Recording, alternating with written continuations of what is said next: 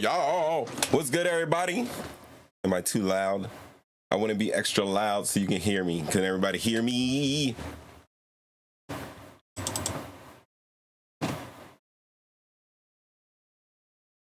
Yeah, buddy, with that Jets hat on. Oh. Cotto. I saw a flash. E-A-G-L-E-S, Eagles! It was not so. Not this week. The Jets got us.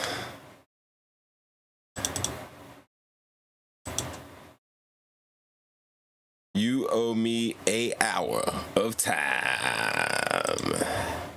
Sir, if I had time in a bottle, I would give you multiple sips of that good old time. I would, but I mean, time. It was a good game for you, Ra. You guys played excellent. Your defense came in. I should have started them in fantasy because you know what happened. Week before, Cowboys lose, Eagles win, and I win in fantasy. That was a great week. And this week, not so. Everything just flip-flopped upside down. I lost fantasy. The Eagles lost. And the Cowboys won. Time out. Because y'all trying to play me. Exactly. Life is trying to play me right now. But yeah. Yeah, I mean, whatever. The Kelsey brothers now to me, they're plants. They're industry plants. I don't know. Anyway, I mean, the Eagles had it coming because we've been playing on that thin line since the season began, and it just didn't go our way. Like, usually somebody bails us out. It's either our offensive line is killing in our run game, or we're getting our passing game is going, or the defense wins it, or special teams or something. Like this game, everybody's just waiting around to see who was going to do it, and time ran out. What about the Giants?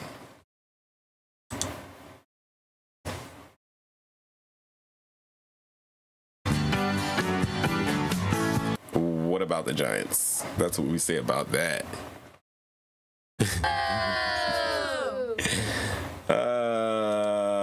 There he is.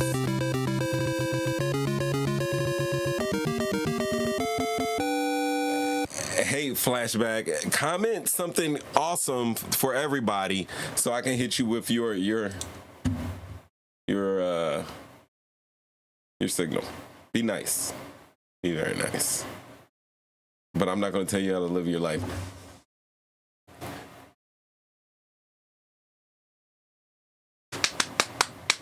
All right.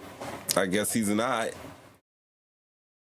Oh, wow. That's going to be your comment?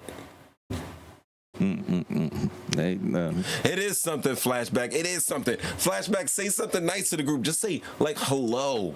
How about that? You come up into the chat with the JumpOut guys. You know what I mean? With my JumpOut guys. Many people know them as the JumpOut boys in their city. In our city. That's what we're known as. And you're just causing Titus. We don't want no Titus. Bitch, I'm from Cumberland. You know what I mean?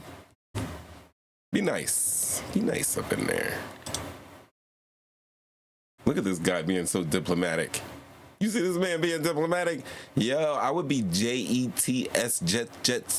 up in the chat right now. But that's just me because I'm an Eagle. You know what I mean?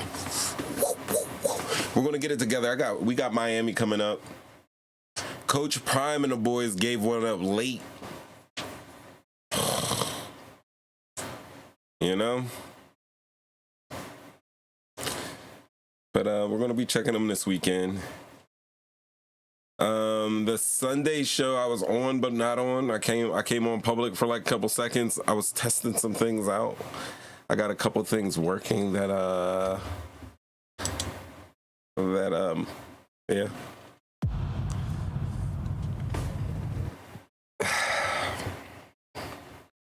What's the matter? Do you miss me? You know, got a couple things going there. Wow, this guy said Hurts pulled a McNabb.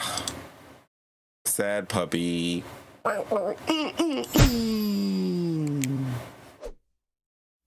You know, we're for the birds. We're for the birds out here. Let me move this. That's what we do. When we talk our football. That's what we do. Yeah, but yeah, guys, this is what we're talking about tonight. The Cheesecake Factory fallout. What am I need an administrator. You guys know, you all know this. I don't even know if this is show slide. All right, so once again, Hamas, Israel. Guys, did you think it was going to be solved in like a week? No, it's not. So I'm going to be giving you the war updates 'cause I think it's extremely important. This is the vegetable portion, but we're also going to go into anti-Semitism versus anti-Zionism, yeah.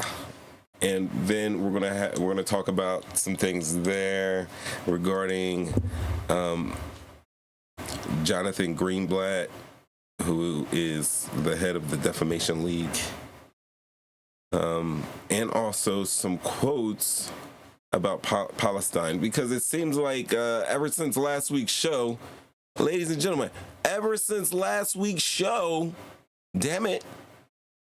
Well, I got the countdown going because I'm unprofessional. But ever since last week's show, I've been seeing a lot of pro-Palestinian takes come through the airways, even on the major news markets, and we know that's not usually the slant, and we know that is not the slant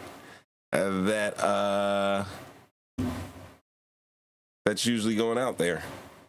So we're going to talk about the difference between anti-Semitism versus anti-Zionism. Hopefully that sparks a nice little conversation where we can learn some things from it. And then we were just going by. Remember last week I was just scrolling through internet and this became a topic of this lady out here talking about the Cheesecake Factory. I know you guys love this little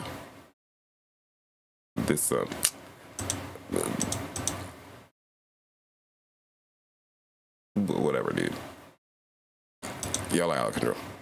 Yeah, we're gonna be talking about this lady because we watched the video. She was like upset because my man's took her to Cheesecake Factory. She had him on live trying to air him on blast. Me and Revolution was talking about it. He said it was fake, and then we didn't think it was fake. We didn't know what was going on. There's another part to that video, and then it gets either sicker than that. So hopefully Revolution will be around. I'm a risk taker. To help me out with that one. Y'all look like you're going to chat. And then we're going to have the makeup debate. We're having the makeup debate, guys, because I have an issue. I have an issue in my household with this little girl that wants to be acting grown.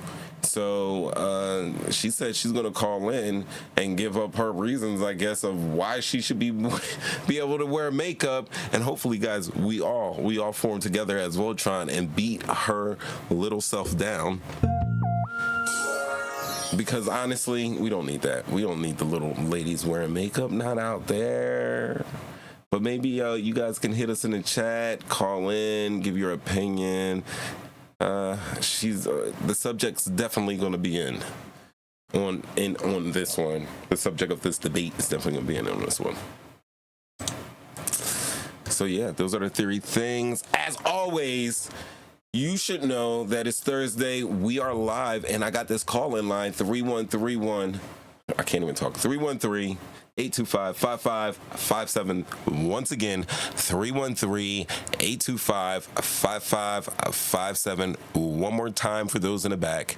313-825-5557. Understand, I have not activated the phone lines just yet, but when I do, it's all up to you to call 313-825-5557 and FM7.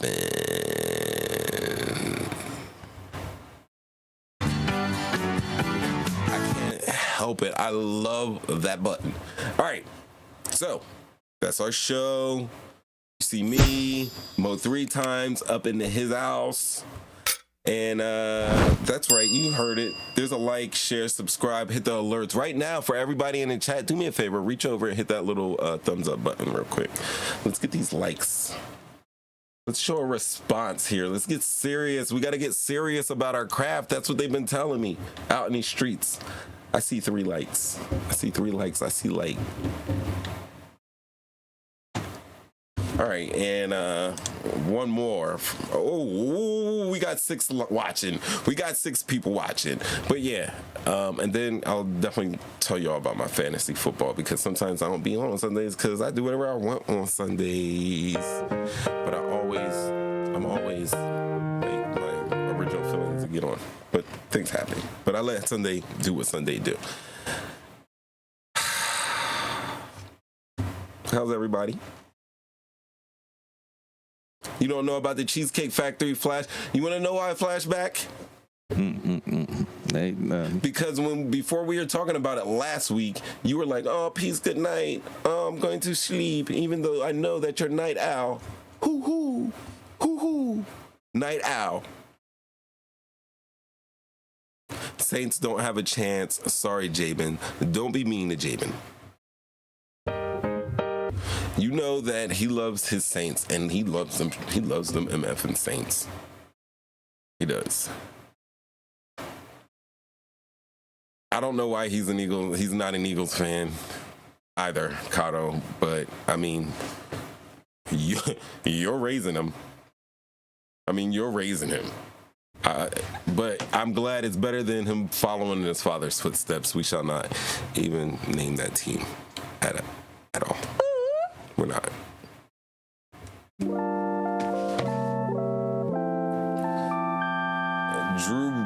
Drew Brees still played? No, Drew Brees doesn't. Drew Brees plays for Wrangler, I believe. Yo, matter of fact, where is Drew Brees? Has anybody seen him on commentary? Didn't he have a job as a commentator? I haven't seen him. I have not seen him. Let's see. Let me look it up real quick. Where is Drew Brees? Where is he? That's not saying anything.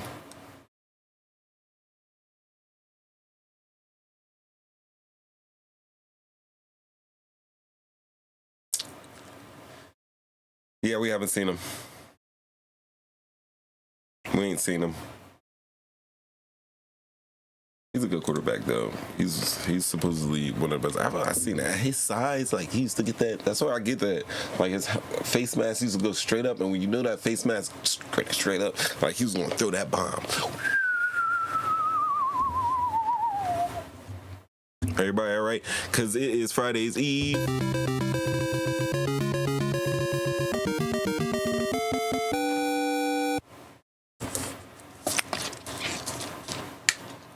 What am I watching on TV? All right, so this is what I'm doing. I know it might sound weird, but I am rewatching Star Wars. And I'm watching it in, how do you say time in the smart way? Chronological, there you go. I'm watching it in chronological order. And in between the movies, there are, cartoon series. So I'm on a cartoon series right now. And honestly, I can't get past episode 3. It's hurting my feelings. It is hurting my feelings.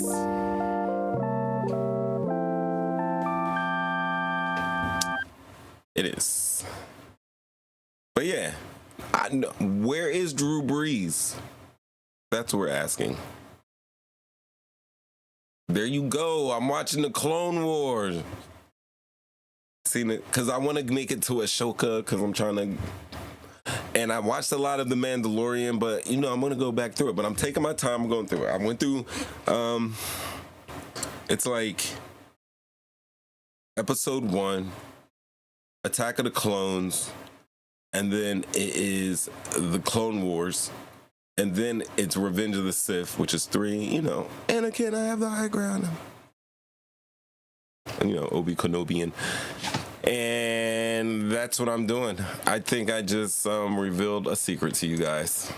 That's what my weirdo ass is doing right now. Star Wars in chronological order. Ever since I was a lowercase G, but now I'm the big G. That's right, G as in Jedi. We'll go with that. Yo, so, right? Bro, hit me up. I got you. I do want to see that Loki series as well. It's kind of hard to keep up with Marvel because that is the next thing I was going to do. I was going to do the Star Wars, and then I was going to do the Marvel and watch all the Marvel films in chronological order. And there are a billion of them by now. Because it's we're going on damn near 20 years of Marvel movies. When did Iron Man come out? Like 2008. So we're at least 15 years. I think Yeah, I think Iron Man came out in 2008. Yeah. Oh, I am playing also, hold on, let's find it. The Jedi Lone Survivor. I'm playing Jedi Lone Survivor. Let me throw it up there on the big screen, on the big ones. It's pretty cool. It's a nice game. It's a Jinja is the main character, and he's got a little droid with him. I don't remember the droid's name. I just started playing this game, but you get to use the Force. You pull out the lightsabers, and then he's got the dual lightsabers, so it's like the Darth Maul type, and then he can bust it down. He can bust it down. I mean, if I had a administrator when I said that, he could take the lightsaber and break down. Now he's dual wielding. I know I just cut off my arm with my lightsaber, but I got control. I turned it off here, and it's back on here. You know.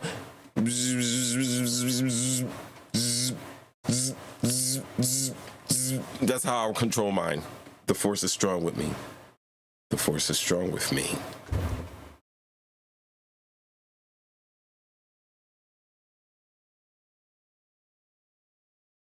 I have no idea what he's talking about. What are you talking about? Anyway, it's jamming. Impossible. This is it's impossible. If you're buffering, it's on your end, sir. Because I'm all greens. I'm greened up.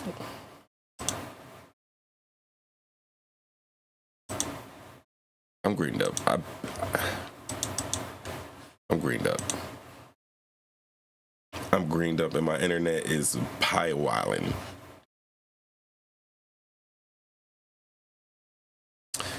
Yeah, it is. But you guys can hear me? Can you hear me well? Am I coming through? Am I breaking up like usually? No? I hope not.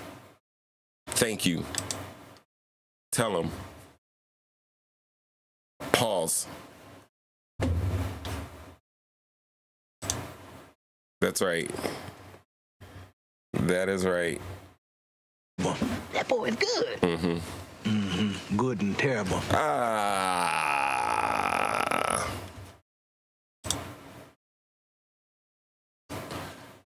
Man. You guys see this death and destruction over here? It's crazy. You guys think we're going to World War III?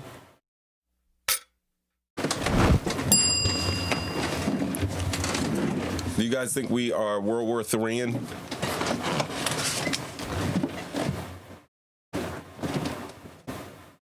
Thank you. Thank you. It's because of you that I sound so damn good. That's right, Biden was over there. He met with Netanyahu and some guys over there. That war is crazy. So there is a lot that's going on over there. And to be honest with you, like if you want to catch up on it, I suggest you go to... Give me a second. Just give me a second and I'm going to hook you guys up. We'll do this one. We will do this one. We'll do this one.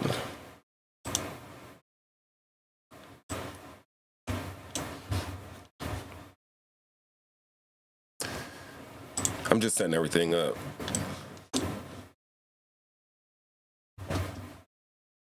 So it is. Have you guys ever heard of the term Intifada? Intifada. Let's look it up.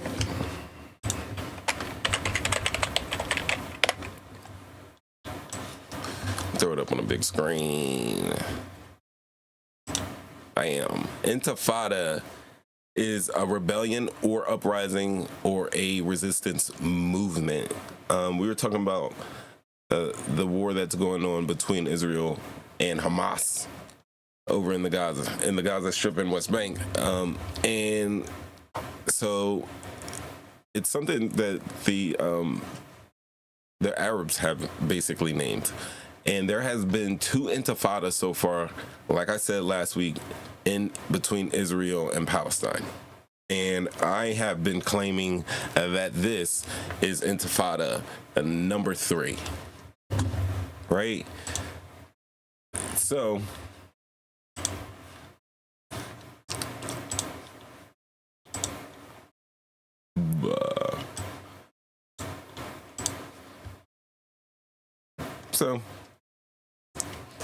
we can go to October 7th. All right. Israel responded to the October 7th rampage by Hamas gunmen who killed 1,400 Israelis by vowing to destroy the group, putting 2.3 million people living in Gaza under a total siege. Nobody comes in, and no one goes out. And they're bombarding the enclave in strikes that have killed thousands and made much more than 1 million people homeless. Like I said before, it all began October 7th after Hamas militants stormed into Israel, and then Israel vowed to destroy the militant group. And the Hamas-run Gaza Health Ministry has put the casualty toll, at 3,785 Palestinians have been killed, and more than 12,500 others have been wounded. All right, so we already know that 1,400 people in Israel have been killed. The Israeli military spokesperson said that families of 206 people believed to have been captured by Hamas and taken into Gaza had been notified. You know, I had a video that came up today of there was an individual picked up. If I can find it, I'll probably close out of it, which is all right. We can keep it going. But yes, Hamas captured an Israeli woman. They had her basically on camera, like they usually do the hostages, saying that she was all right, being taken care of, and basically saying, you know, anti-Israeli political stuff that most people believe that Hamas put her up to. That is one of the most craziest thing. What do you mean sounds like Hitler? I'm watching Wolf Like Me, Peacock Teehee on Peacock Teehee. Yeah. Look at these numbers. These are like innocent people that are being killed. All right. So there is more to this offensive. All right, so we talked about casualties. There was a hospital bombing, I believe, on Tuesday. I'm going to bring that up for you. Now, what's crazy about this is that in an unclassified U.S. intelligence report that was seen by Reuters, you know, the news agency, the worldwide news agency, this was just today, estimated the death toll from a blast at a Gaza hospital was probably at the low end of the 100 to 300 person spectrum. That's the low end. They haven't even given reports on what the high end could be. But added, the assessment may evolve. At least they're being honest about that those numbers may change, probably will change. This hospital is called the Ali Al Arabi Hospital. This is the oldest hospital in Gaza. Didn't know that, did you? Me either, not until today. And this is some of the destruction.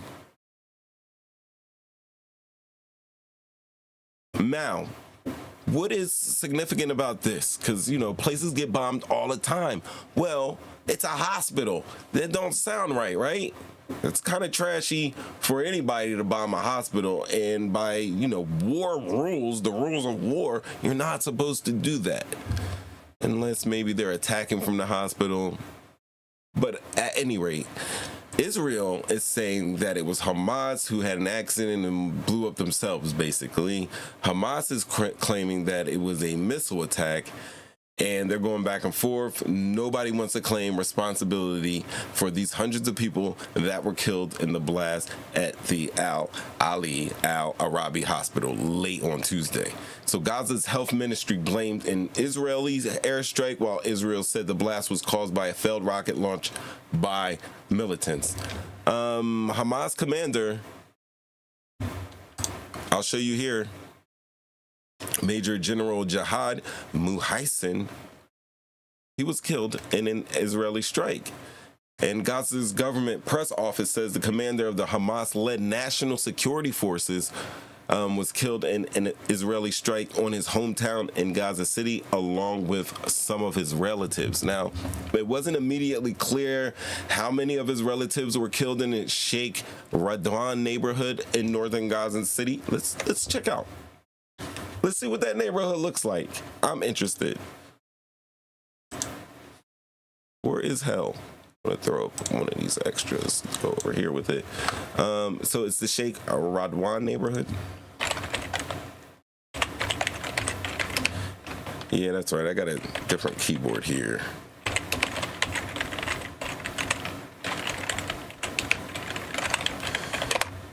And let's see if we can see some images of it. Bring it over here. General Jihad Muhaisin. And this is the Radwan neighborhood.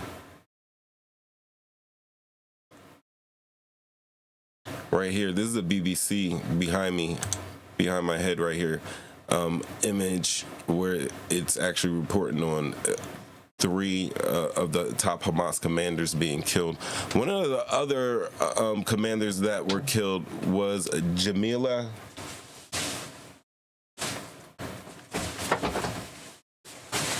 Oh, give it up. Sit down, Keeks. Sit down right there over there.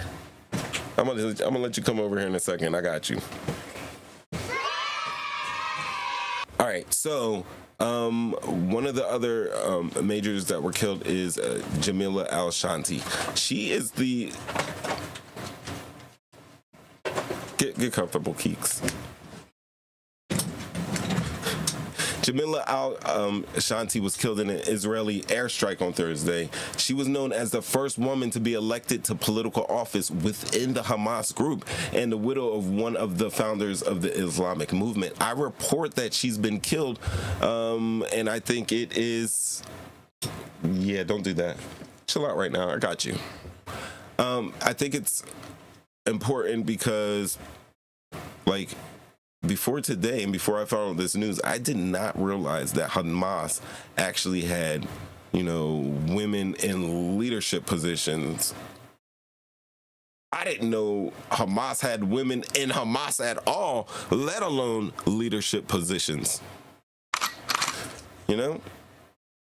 That's why I bring that up. So, what's Flash saying? I said last week after Vietnam, the Geneva Convention rules for war does not exist anymore. I don't think the Geneva Conventions of war, whenever they were created, ever existed. The war is a crazy place. War is an insanely crazy place. Insanely. It's a crazy position to be in. All right, and now in the West Bank, Israel conducted raids. The Israeli military conducted an extensive raid in the West Bank, arresting more than 80 Palestinians, the latest in a series of stepped-up Israeli operations in the territory since the outbreak of war. The raid on Wednesday night, that's right, last night, provoked violent clashes and left 3 Palestinians dead, including 2 children. Now, the military said that 63 of the 80 suspects arrested were linked to Hamas. 63 of the 80 were linked to Hamas. Now, of the 524 Palestinians arrested since the start of Israel-Hamas war, aka Intifada Part 3, 330 are Hamas affiliates. So, forces also demolished the home of a militant who killed an Israeli soldier, Staff Sergeant Shiloh Yusuf Amir. I had a picture of him, but I closed it out. Sorry about that. But the militant who killed the military identified as Ahmed Yassin Jidan, who was shot shortly after killing Amir. So while they were in there, they demolished the home of the militant. So even though the militant was no longer there, his family can't ever live there. Nobody can live in that spot anymore because Israeli staff sergeant was murdered. Guys, the reason why I bring up the raid into the Palestinians, where they arrested 63 of the 80 suspects, is because much of the talk last week from a lot of the Israeli leaders was they were hardlining. They were saying, like, we don't care. This is an egregious attack, and I get it. We're seeing images of a peaceful concert going. They had an all-night party to be young again and party all night long till the sun comes up, and to be attacked in such a way, and to have reports of brutal takings of the vaginas, because I can't say a simple word that starts with R, ends with E, and rhymes with ape on YouTube. Sorry, guys. But I can say still's the vagina.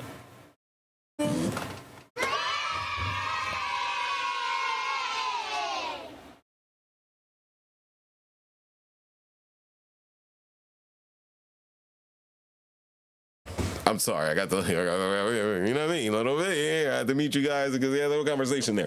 But seriously, this is crazy. So it was also reported that Hamas did obviously attack on October 7th, but they said a lot of the atrocities, and this is coming from reporters that are embedded in the region. It was reported to them by Hamas and other witnesses that it wasn't necessarily actual Hamas soldiers that were quote-unquote committing war atrocities. They said when the Hamas military came through that a lot of regular Palestinians went through these areas of approach and, you know, kidnapped people, did vile acts against humanity inside of Israel. Now, this brings up, obviously, there's a debate of people who are pro-Israel, people who are pro-Palestine, but obviously this is such a complex matter, and also it can also be simplified, and that's what we're going to try to get to by the end of this show before we have the fun and talk about the Cheesecake Factory Lady, and before we get to Kiki and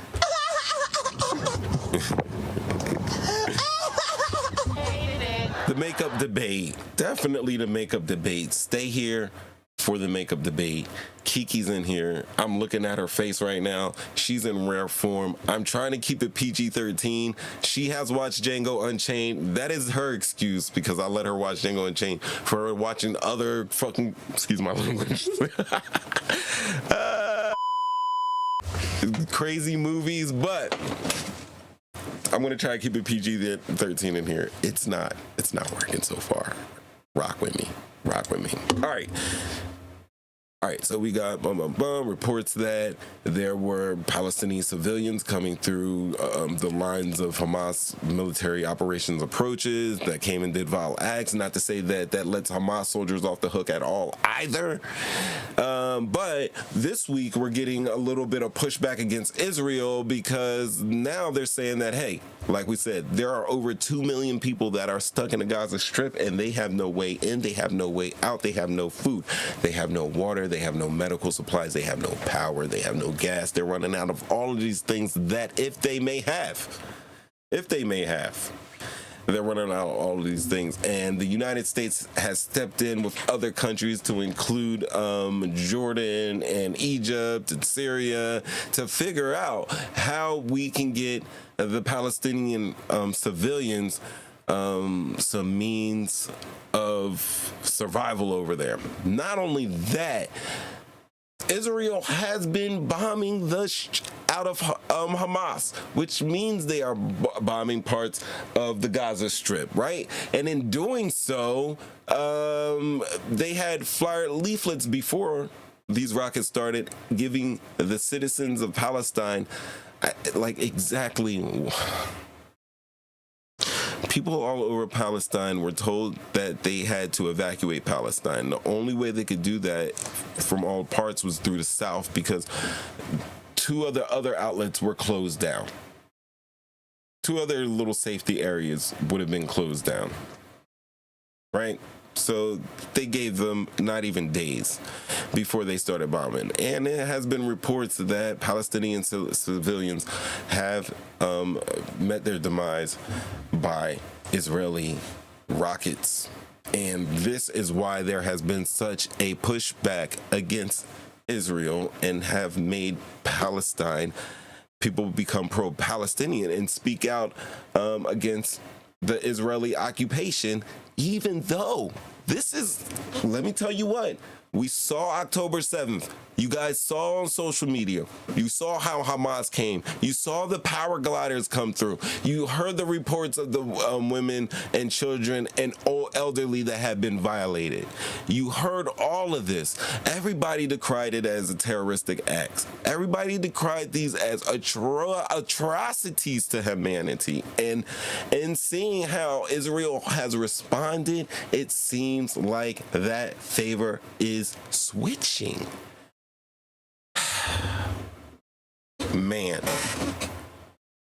I try to put myself in the shoes of the Israelis and say that, damn it, man, they caught me while we was just partying, minding our business, trying to relax. We're trying to put in these peace talks and try to get these people over here some rights. And we know there are people on our side that are totally against it, but there are a lot of people over there that just don't want this war anymore and all this politics. And now these people attacked us just atrociously, and we're seeing these reports of our elderly loved ones, of our babies, of our future, of our women being violated beyond violations.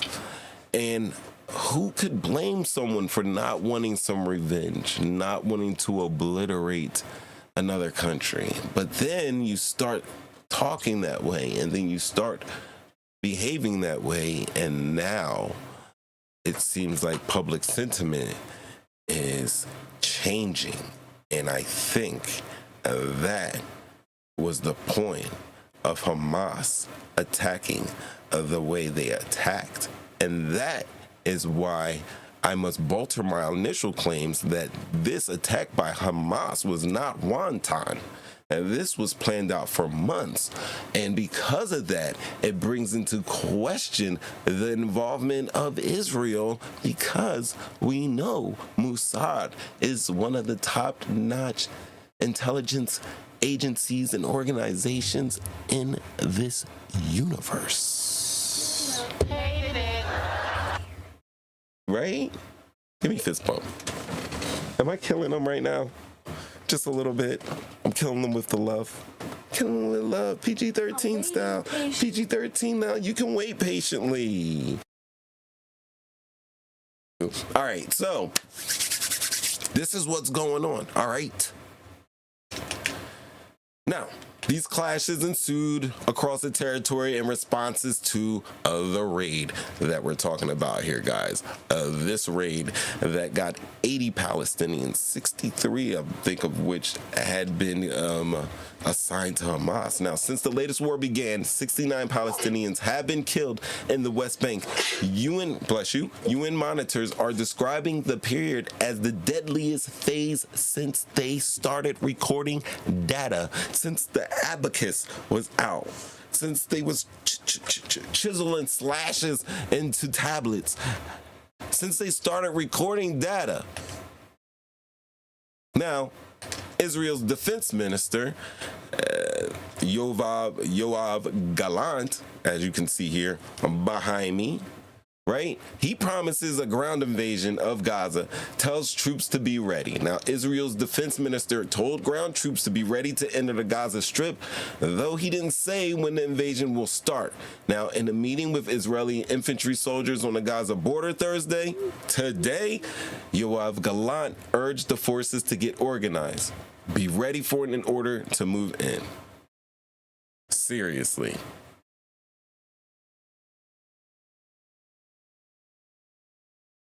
All right, so I have to switch to Cairo. United Nations Secretary General Antonio Guterres is urging Hamas and Israel to agree to a humanitarian ceasefire. This is Antonio on the left, and he is meeting with the Egyptian Foreign Minister Sama Shokri in Cairo today, right? He's urging for a ceasefire and for Palestinians in Gaza to be allowed access to fuel, food, water, and medicine.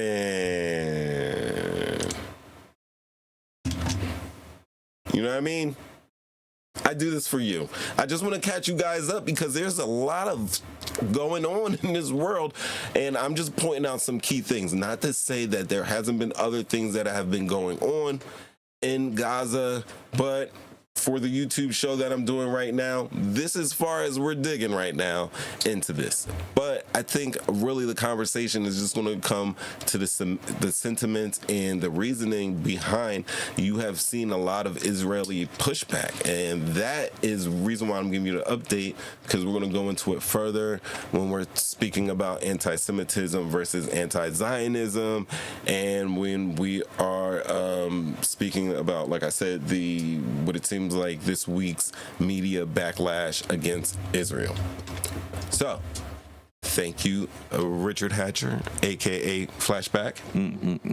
I know. Thank you. All right, so civilians in Gaza need core services. This is what Antonio Guterres is saying. He says that they need core services and supplies, and for that, we need rapid and immediate humanitarian access. We need water, food, and medicine now. We need it at scale, and we need it to be sustained. He also was speaking during a news conference with the Egyptian Foreign Minister, Sameh Shoukry, that I'm showing you right there. And they're in Cairo, where the UN chief is supervising preparations for the delivery of aid into Gaza via Egypt's Rafah crossing. You want to see what that looks like? Bam. Here's the Rafah crossing. So I think the last update that they said is that through this crossing right here, look at that. Through this crossing, they're going to allow 20 trucks, guys. That's 20 trucks to be delivered in the next 24 to 48 hours at this border crossing. We're talking about over 2 million people being stuck in this area without any type of supplies, and they're only allowing 20 trucks to go through. Not saying that's going to be all of the trucks, but in the next foreseeable future, until they start talking again, they're going to hit them with the very bare, and very rare necessities. So, then there is an issue in the United Nations, right? Because everything has to go back to our Western culture. And the European Union, their interior ministers today debated on how to manage the impact of the war between Israel and Hamas on the bloc, amid heightened security tensions after a firebomb assault on a Berlin synagogue and killings in Belgium and France by some suspected Islamist extremists. So, officials from across the 27-nation EU have expressed concerns about a rise in anti-Semitic attacks, the radicalization of young people online, the use of encrypted messaging services by criminals or extremists, and the need to speed up the deportation of people who might pose a public danger. But calls for an increase in security across the border are also creating deep unease as the solutions being discussed could undermine free movement and the right to assemble in Europe, because why not? Europe has like a kind of constitution like we do here in the States. So, ladies and gentlemen, there's your update.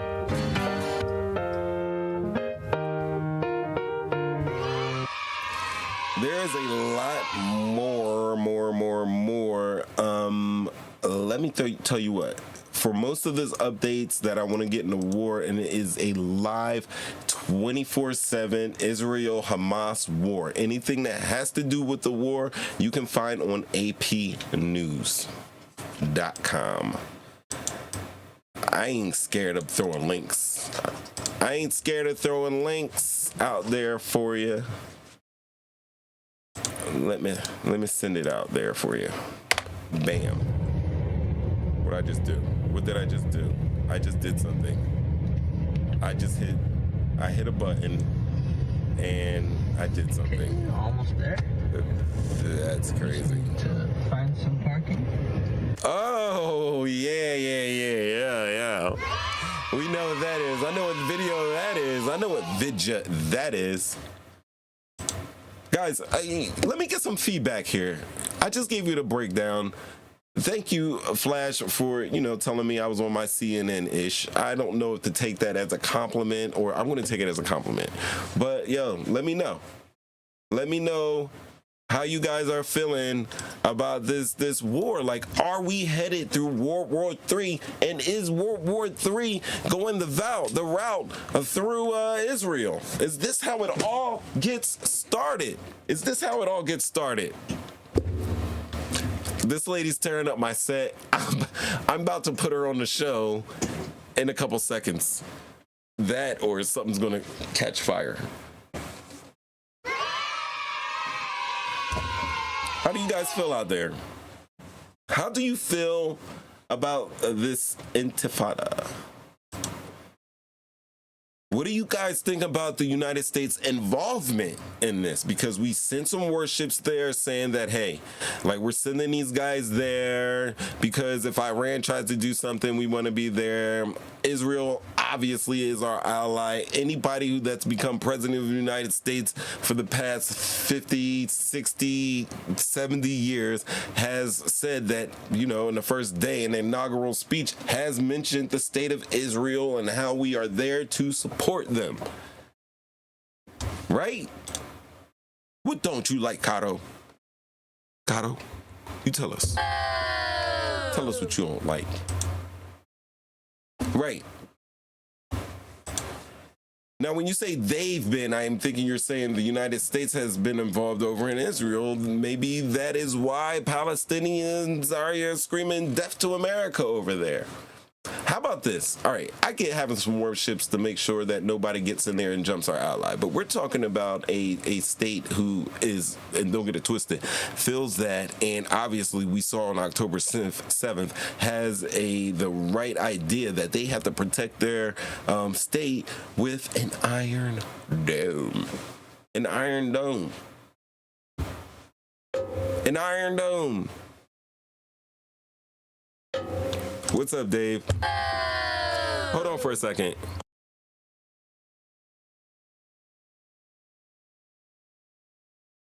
Just give me a second.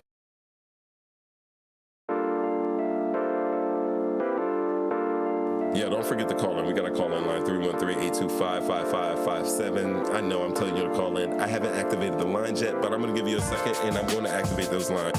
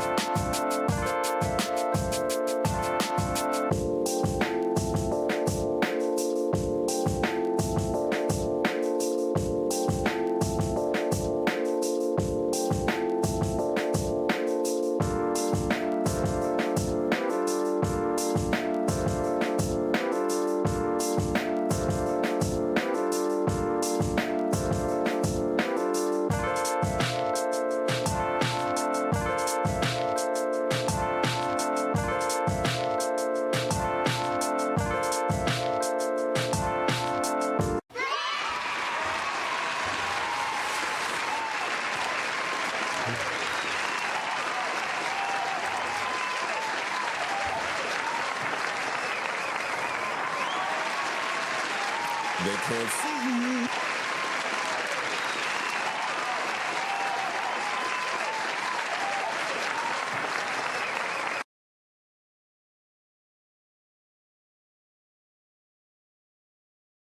Yes. You think it's really funny? Yeah. That's what you're gonna do? Yeah. You got so much growing up to do. I have so much time and so many opportunities throughout the rest of your life to embarrass the shit out of you, Keeks. Honestly. She's gonna call in. I had to kick it. I've never had to kick a guest out the studio. I feel like fresh and fit right now. You know what I mean? I had to kick her out the studio. Yo, I had to kick her out the studio. She's gonna call in though.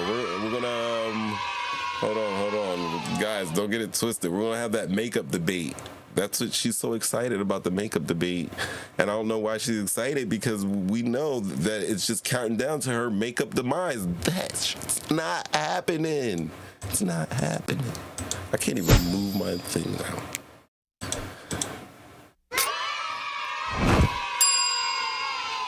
All right.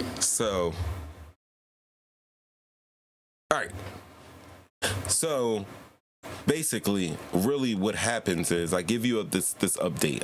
You get the World War III about to go down. The Intifada part tray has gone down, and I gave you the update. You guys devoured those vegetables, and I appreciate it. Because, like I said, I learned a lot today, and I gave you some jewels, like Jamila, the lady that was in a big, huge position in Hamas that was killed, like in strikes, which tells me that her, as well as Major General Jihad Muhaisin, were key figures in Hamas. She had to be one of the keyest of the key figures in Hamas, because she was killed in some of the initial strikes out there. All right. So we talk about the difference in... That is it. Let me bring up some shoes for you. So here we are, talking about anti-Semitism versus anti-Zionism. What's the difference? What is the difference? What is the difference?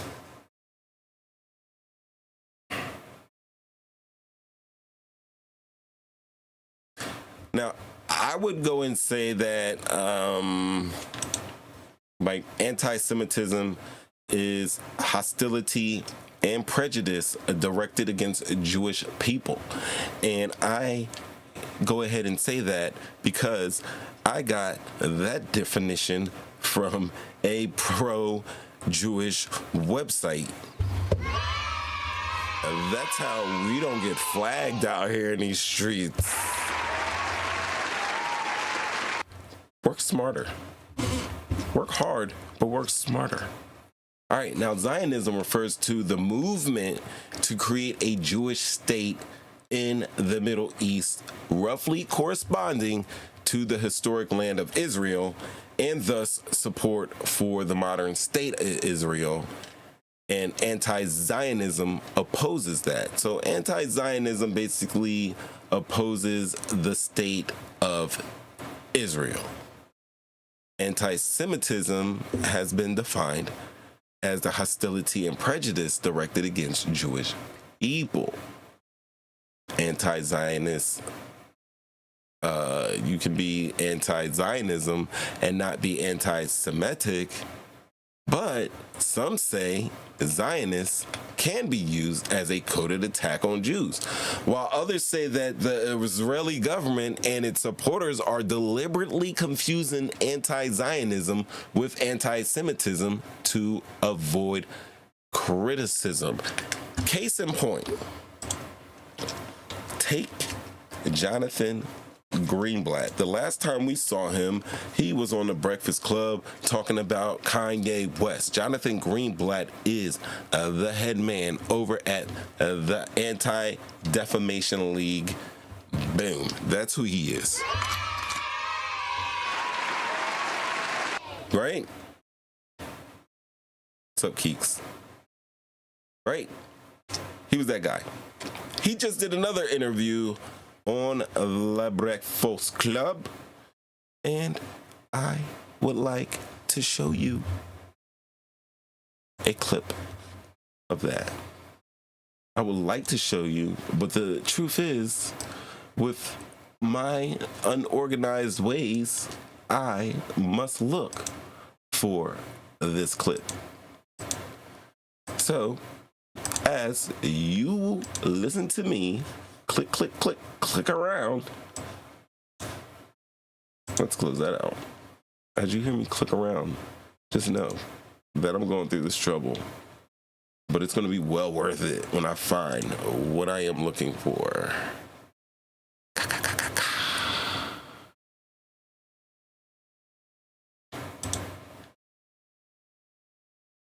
What's that? So what do you guys think about you can be Israelite but not a Jew? Yes, that's true. You can be Israeli. Israel is a state. And Jewish, being a Jew is that's religious, but Israel is a state. But there also has been mashing of the two. There are people, and I believe I heard Jonathan Greenblatt just put both of them together, that Israel is a religious state. Now, you can have religious states. I mean, like Hamas is a religious state. Iran's a religious state. But it's a little different in Israel. I mean, not really. Not when I really think about it. It's really not that. You know what? Damn it, man. I have a... Where's the Breakfast Club interview? Like, why are you doing this to me at a time like this? Oh, I'm looking at myself right now. I'm on YouTube, guys. Thanks for checking me out. You know what? I'll do it this way. I'll bring it up in my email.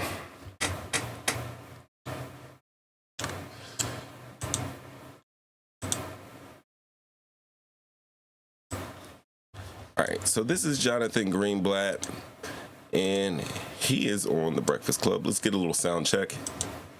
60th anniversary of the March on Washington with Reverend Al a few weeks ago. All right, so Jonathan Greenblatt he's about to do it right now. I'll let this play. And I've proudly stood and will continue to with the NAA and the Urban League. And so basically, let me give you a reminder. Jonathan Greenblatt comes on to the Breakfast Club to talk to Envy, soon to be inmate Envy, and Charlemagne the God, CTG. And he's basically talking about the Israel-Hamas war. He's talking about, anti-Semitism, anti-Zionism, and LDF and all these groups. These are my friends, and their cause is just, and I'm not going to stop.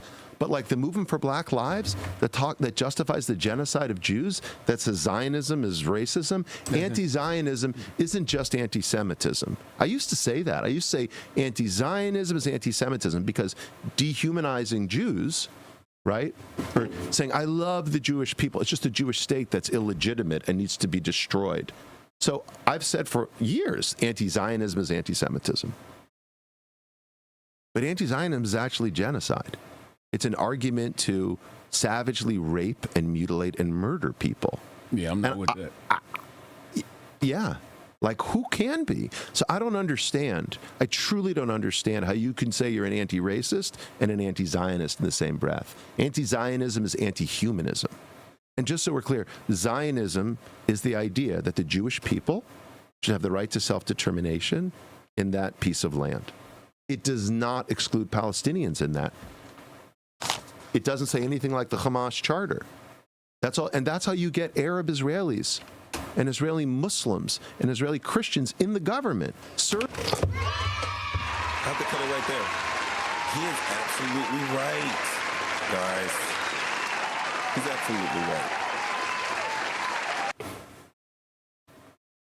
If it was perfect, if we're living in a perfect world, he is absolutely right. But we don't live in an absolutely perfect world. And to be honest here, and this is just my observation, the Palestinian people are Semitic people as well, because it's a language thing and an area location thing, not necessarily a religious or attributed it to one single group of people. So you can be anti-Semitic if you're anti-Palestinian, because Palestinian people are part of the Semitic people. However, we all know in this world that we live in 2023, when you think of anti-Semitism, you think of anti-Jew. So we can understand that. We know the truth. We know how we use it. Blah, blah, blah. That's what it is. That is definitely what it is. All right.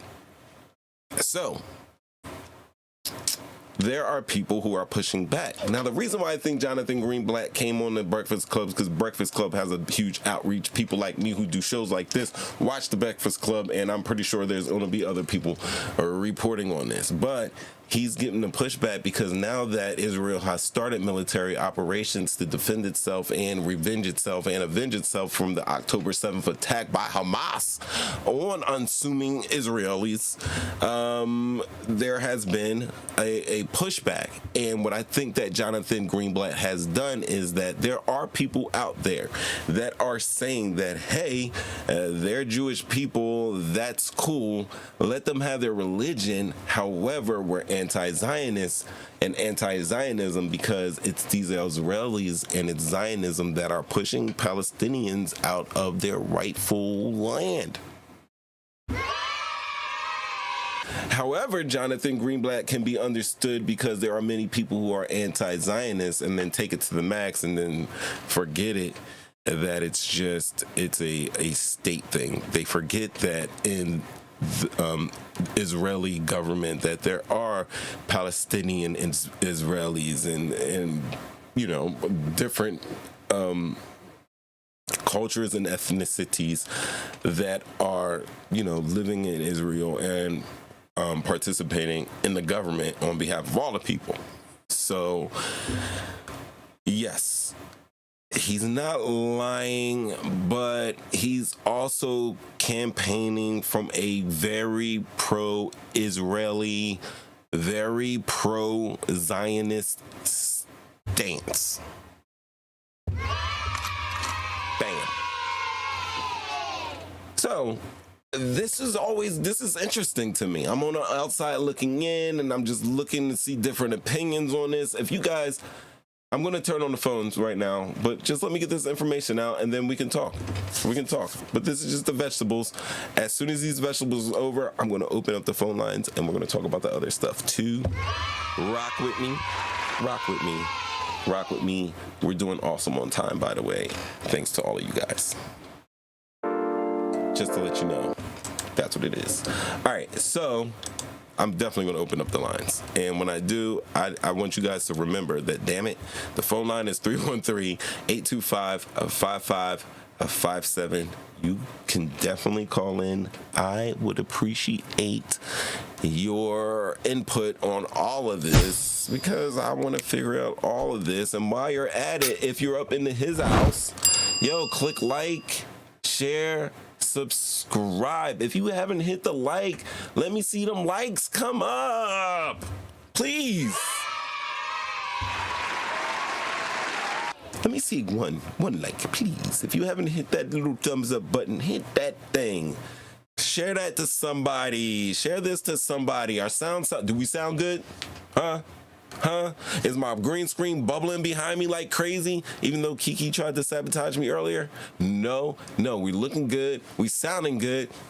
Ev Love will tell you before I start every show, boom, I spritz some Jimmy Choo in the air and I shimmy through it, kind of like Drake does before he goes out on date night.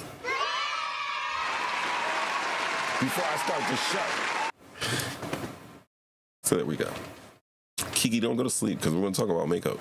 We're going to talk about it. All right. So where was I? All right. So that's right. He's the head of Jonathan Greenblatt is the head of the Anti-Defamation League. He went on the Breakfast Club to plead his case against Hamas and to rep for the people of Israel, especially the innocent civilians of Israel. Now, since 2015, Jonathan Greenblatt has served as the director of the Anti-Defamation League, and that's an organization devoted to chronicling and fighting anti-Semitism in American society. Now, amid a rise in anti-Semitic incidents documented by his group and with hate crimes in general on the upswing, Greenblatt, who is and was a former special assistant to Barack Obama, has been speaking harshly about the tendencies he believes exacerbate anti-Semitism. Now, one of those tendencies is anti-Zionism. That's what he's claiming, which in recent speech he referred to as an ideology. Well, in a past speech, he referred to as an ideology rooted in rage, comparing it to white supremacy and adding anti-Zionism is anti-Semitism. This comes at a time when a vocal minority of young American Jews has called for one secular, democratic state across Israel and the Palestinian territories. Now, I came across a clip from none other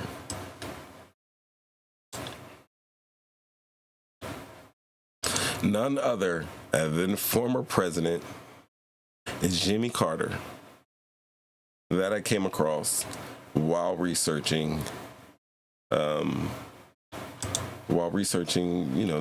incidences. And let me show you what Jimmy Jim said. InstaView, it usually works. This usually works. And now it doesn't. Now it doesn't work. Okay.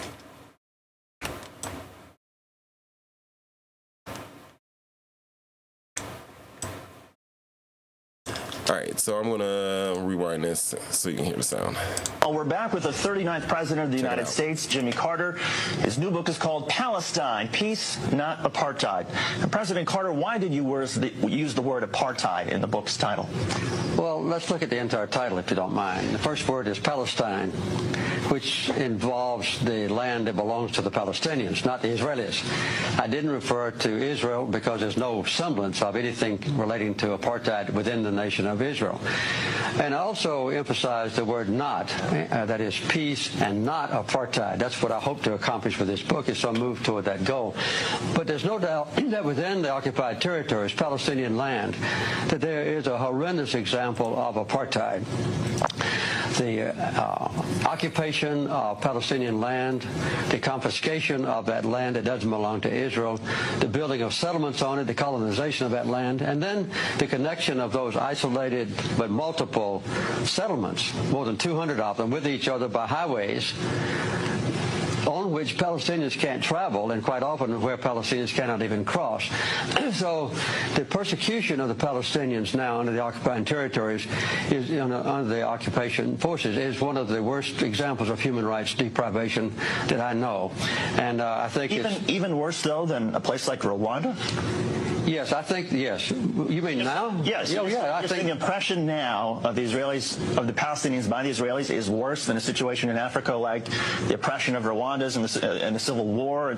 I'm not going back into ancient history about Rwanda, but right now, the persecution of the Palestinians is one of the worst examples of human rights abuse I know, because the Palestinians... You're talking about right now. You're not talking about, say, I'm not talking about ancient history. Ago. No. Oh, Rwanda wasn't ancient history. It was just a few years ago. You can talk about Rwanda if you want to. I want to talk about of Palestine. What is being done to the Palestinians now is horrendous in their own territory by the occupying powers, which is Israel. They've taken away all the basic human rights.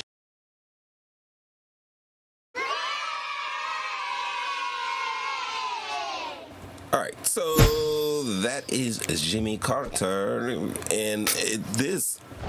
All right, so the book that he was referring to, excuse me, the book that he was referring to came out in like 2007. So this has to be probably when he was, stumping to sell his book. This is over 15 years old, and this is basically the position that former President Jimmy Carter had towards the Zionist United States of America that we've been practicing. Let me rock out with one more piece of information here. One video that I would like to show you before we take it on into the phone lines. Let me pull it up.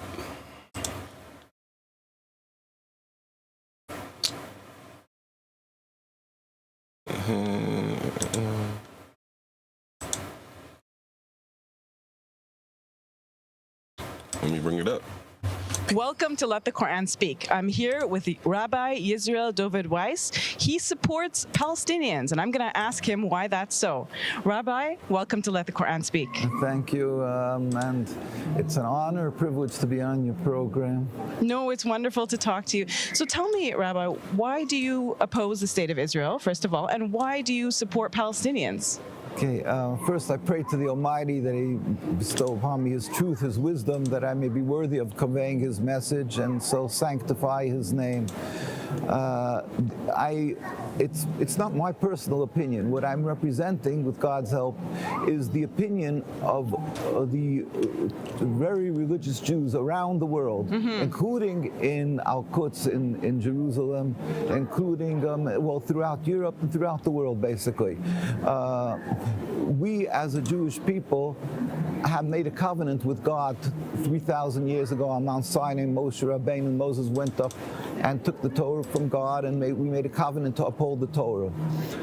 That is what Judaism is all about, to uphold this covenant, to be close to the Almighty, to be subservient to the Almighty. This movement, the concept of creating a state sovereignty, and what they want to call a Jewish sovereignty, that concept, is a movement that started around 150 years ago. It is a transformation from subservience to God into nationalism. Have a piece of land, to be a nation amongst nations, to be comparable to all the great countries.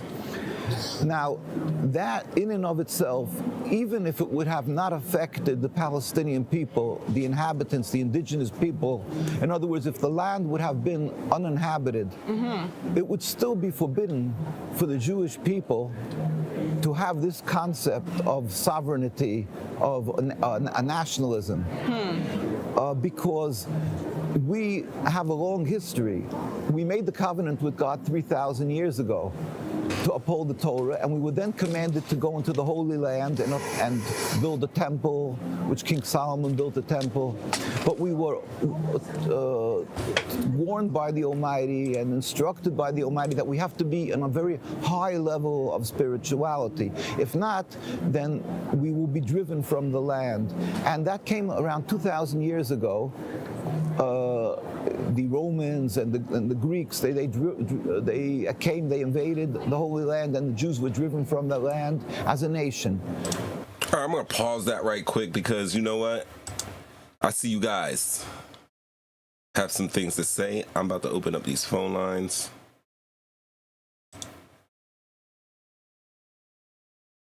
Thank you for calling Call-In Studios host and call screener line.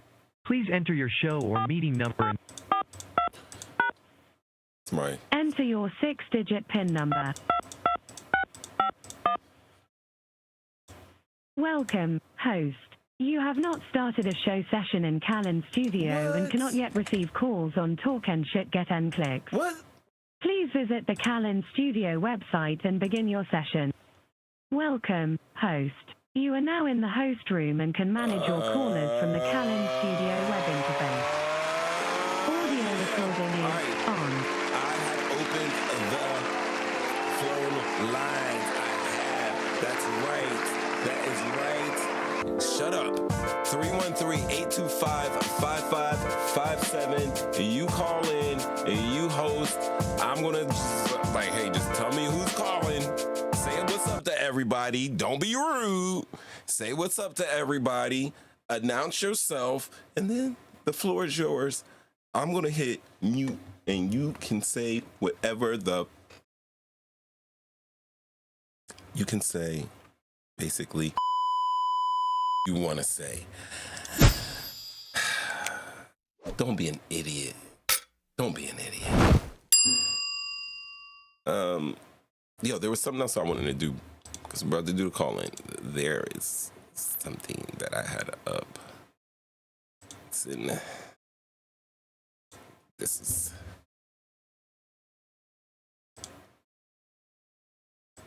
I'm getting close. This is what I want.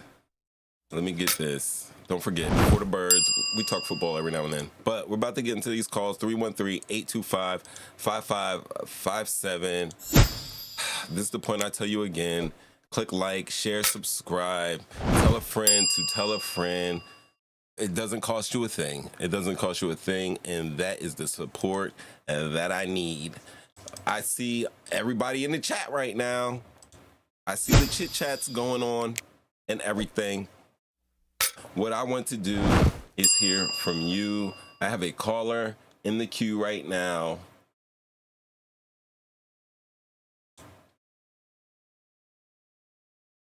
Hey. Hey, talking shit and getting clicks. It is the me, and no, it's not. No, it's not. It's the we episodes. That boy is good. Yeah.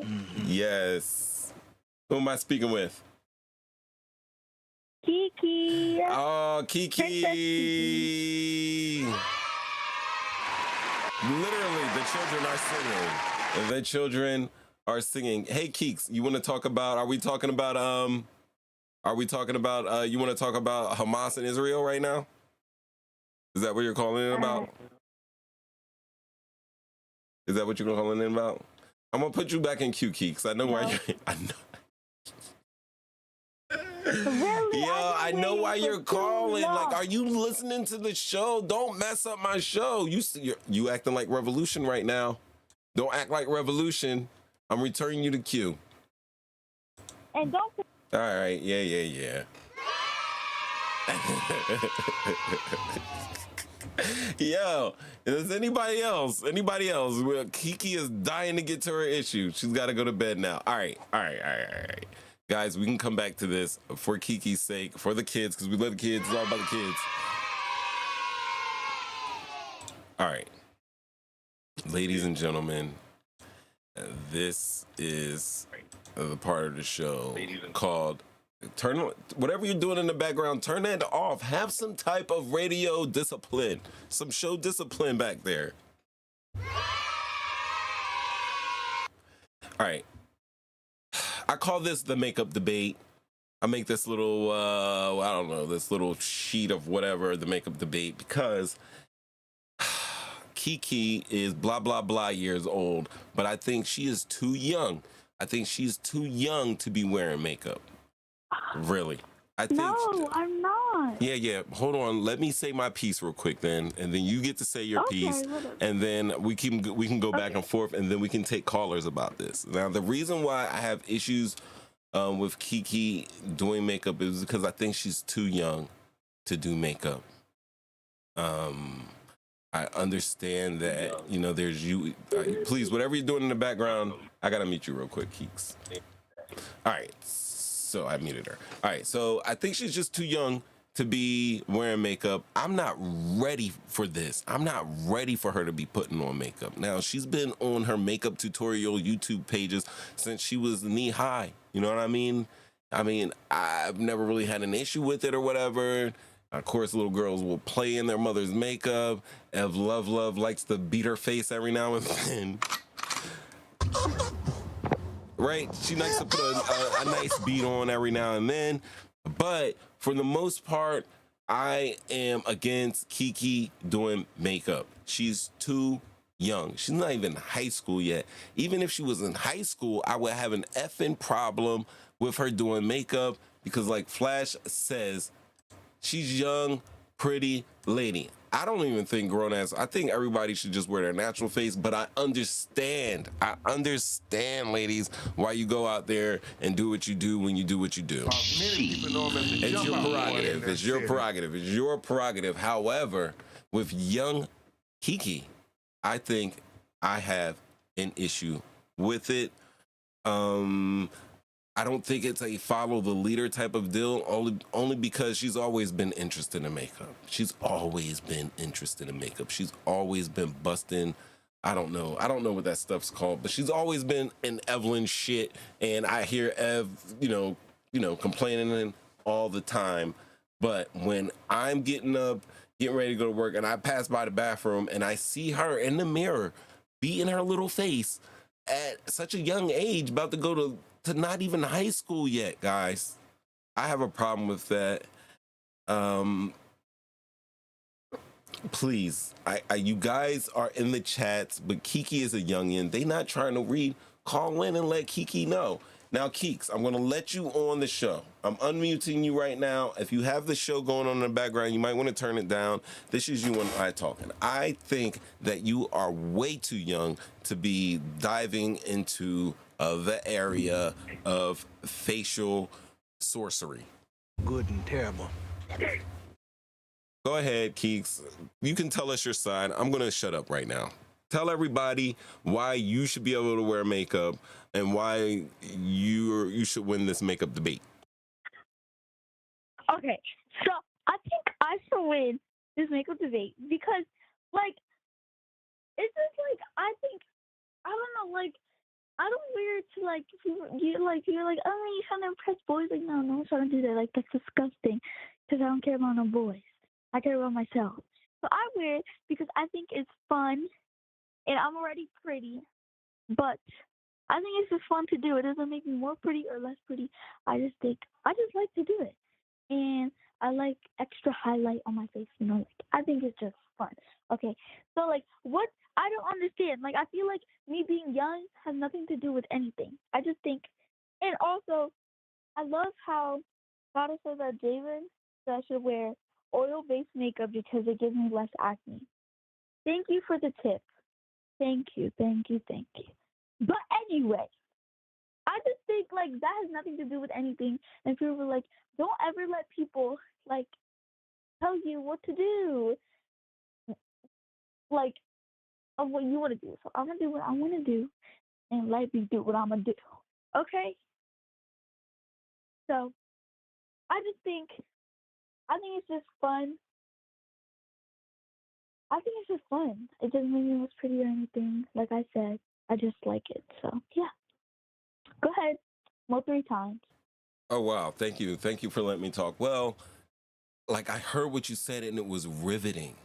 You just communicated so clearly that it's such a fun thing, that it's not about boys, that it's just about, you just having fun and expressing yourself. And you made me look at this in an entirely different light.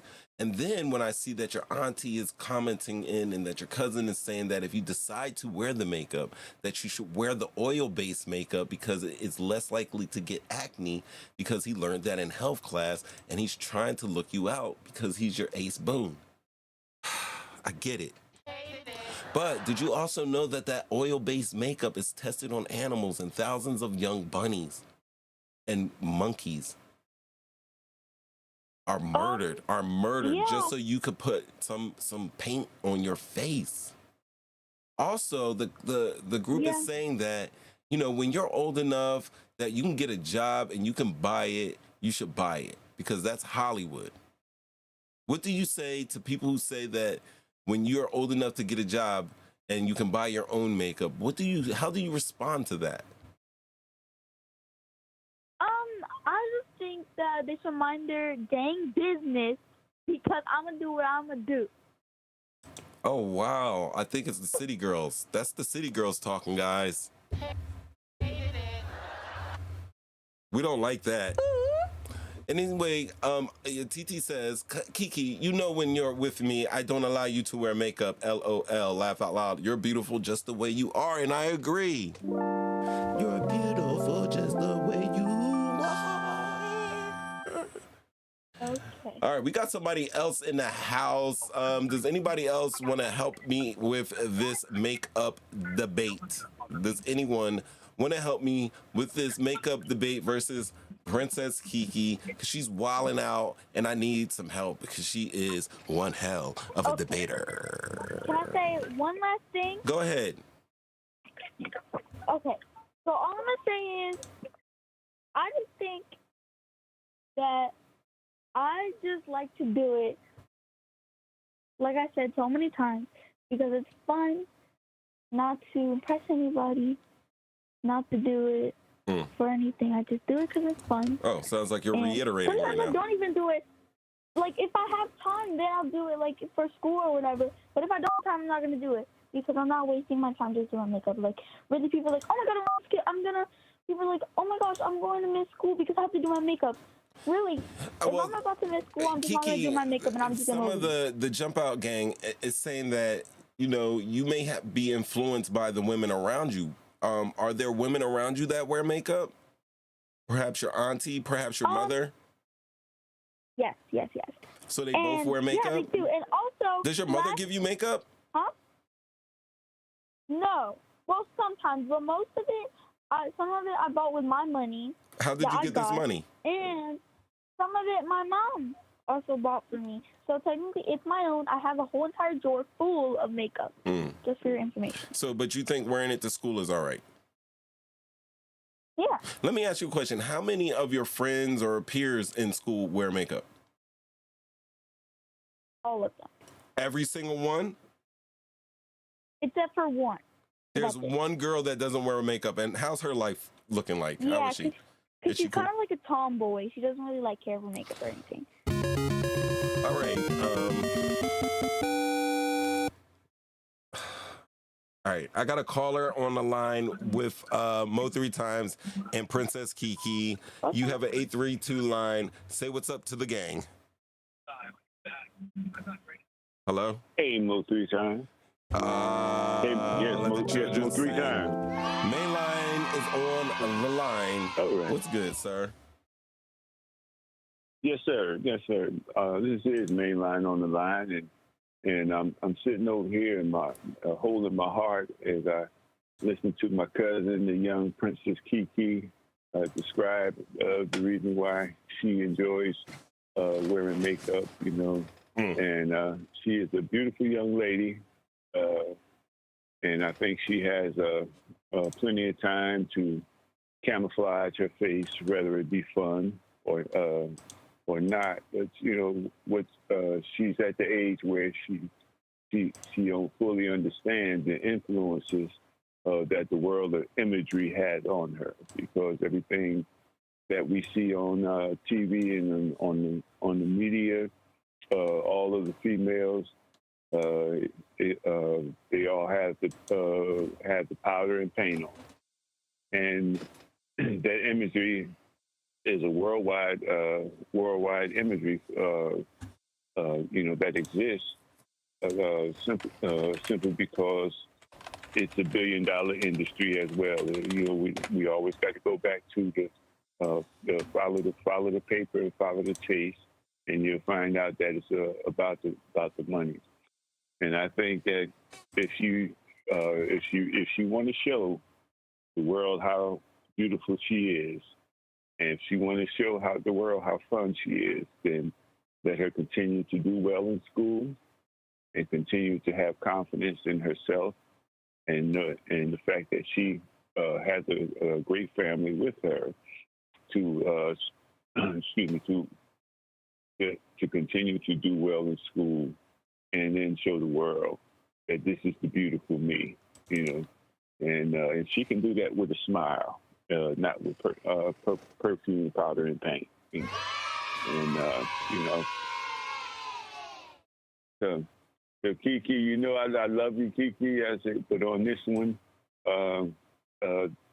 wanting to express your own self or do what you want to do, I think your thoughts may be a little misguided on this issue, you know, and of course we all have free will in this world, and that's what God gives us, you know. But I can't go with you on this. I hope you reconsider, you know, and if the time comes where you get to be an adult or an adult age, you decide to do that, that's fine. But I think that we as people, we have to just learn to love ourselves and love what we have to work with. And I think that, excuse me, in most cases, we are trying to, you know, become or be an image that does not represent who we are inside. And you know, I love you, but I just an old man's opinion, and if somebody who don't want to see you be like everybody else, you know, and whether it's the emo look or whether it's the, you know, just or the straight clown look, you know, it just doesn't fit you, the person that I've come to know it as being a part of your personality and a part of who you are.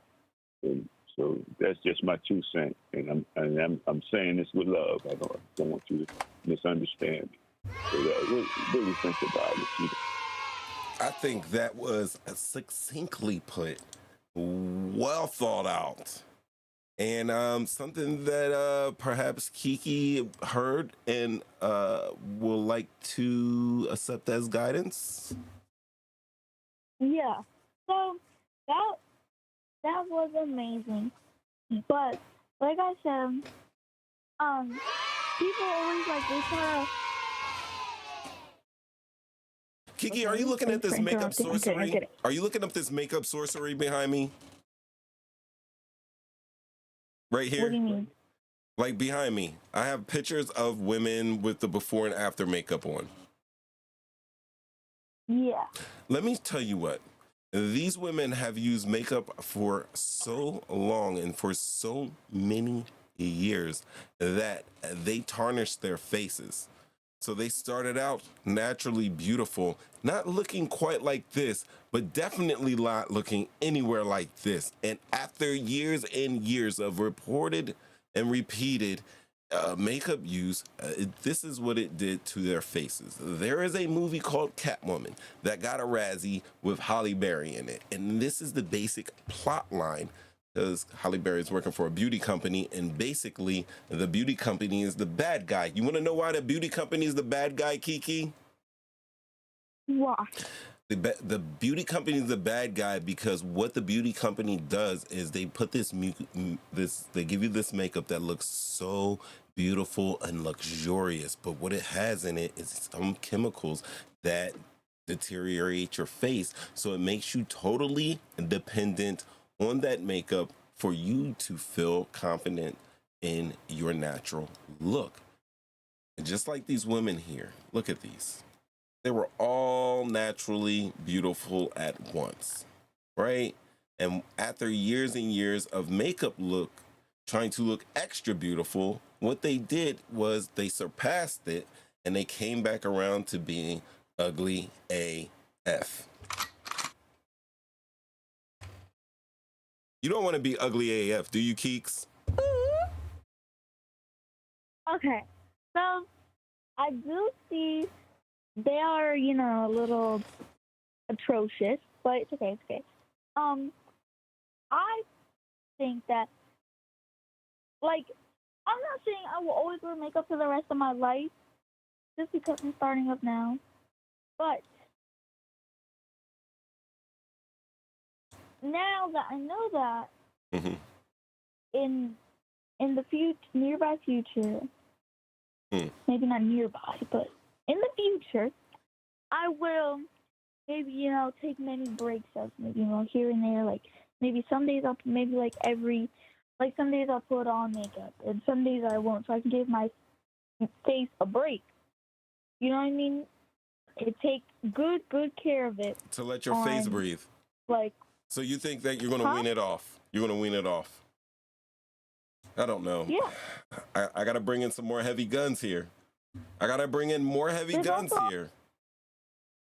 There's also such thing called facials, if you ever heard of that. Oh yeah. My mom gets them every month, so you know that's it. But exactly, you need to give them monthly. But what happens is that makeup builds up, and then you're going to need more facials. So now you're painting your face, and then you're stripping your face, and you're stripping of the natural oils, and you're putting pig oil and animal oils and ingredients that are harmful to your health. You're putting that on your face. Your face is right here. Yeah. Your brain is right behind your face.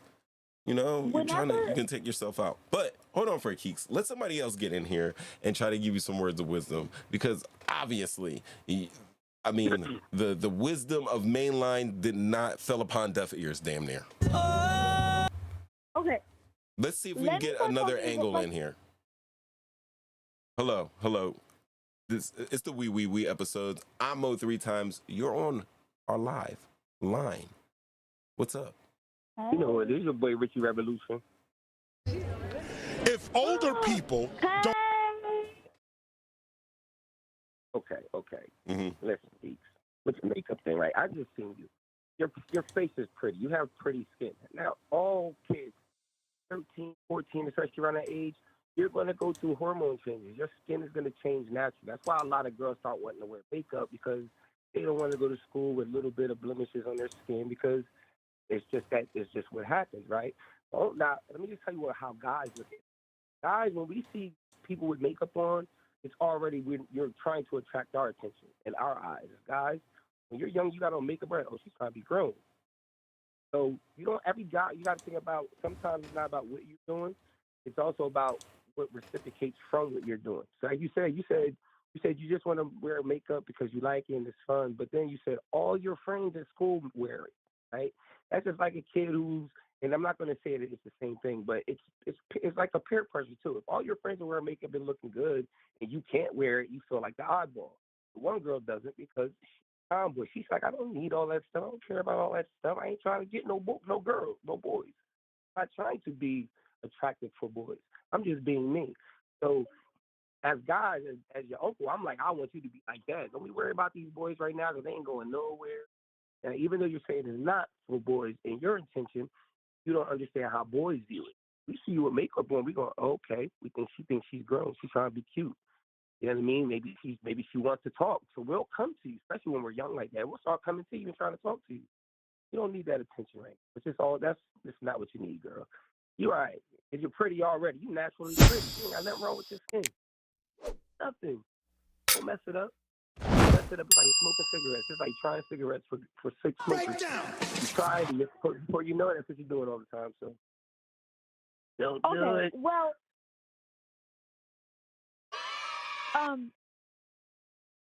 see, so the tomboy that I'm talking about, just because she don't wear makeup, trust me, I don't know why you assuming she don't get them guys, because trust me, she has a boyfriend right now. But then you should too. Then why you worry about makeup? If she can do it without makeup, why you can't? Because I just like it. And first of all, I started wearing makeup way before them. Like, trust me, I have so many videos, and Mo'3Times even knows of me doing makeup, sitting at my mom's desk, with her makeup. Because I was always interested in it, and I would always just watch my mom do it. And I have so many videos of it, and you can even ask my mom and Mo'3Times because they got videos too. So I'm just saying. You know what? I will say this.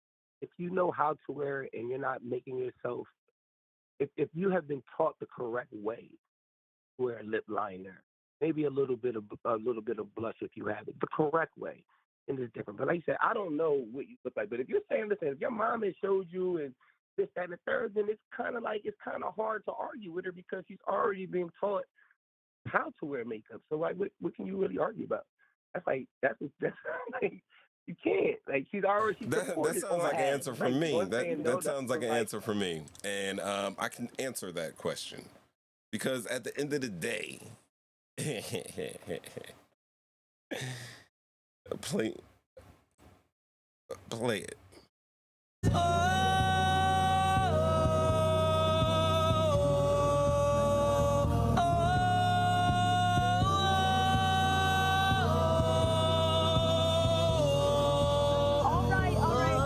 right. That's right. Okay, so Yeah, that's I gotta right. go. I gotta go because I gotta go get ready for bed, and also this is Michael's phone, so he gotta get it back. That's But right. That was Kiki. in addition, Okay. wait, no, You get the last word. You get the Let last me word. talk.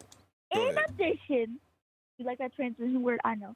In addition, I think that I wear it for fun, and I don't care about what other people think. And also, But you did understand. interested into Do you it. understand? Like, even if, like, Before you most go, of the though. time like, if I send him a video, he can even pull up a video I feel of that. me literally putting You're on reiterating makeup when now. I was, like, probably, I'd say about, like, 5 You were years little, old. and I did. Okay, and so, when I prefaced bringing you on, before bringing you on, I did. I gave the history and the background of you and your makeup and your fascination with the world of makeup, right? And before I started the debate. So only thing I want you to understand is that we understand that you have your views on, but you are given a lot of pretty good opposing views. Such as, like, just because you like it, because you love it and something that you like to do, does not mean that a negative outcome cannot come from forces that are beyond your control once you engage in using makeup. I didn't even hit that button. The button did it by itself. Michaelan just said bye to everybody. She has the last word, really. But yeah, I gotta go. Yeah, she has to go. But what I gotta nothing. say. Why is this drop call button not working? This isn't okay, man. This is not okay. This has to be racist. Give it up, guys. That's my Keepsters. Good night. Sleep tight. Don't let the bed bugs bite.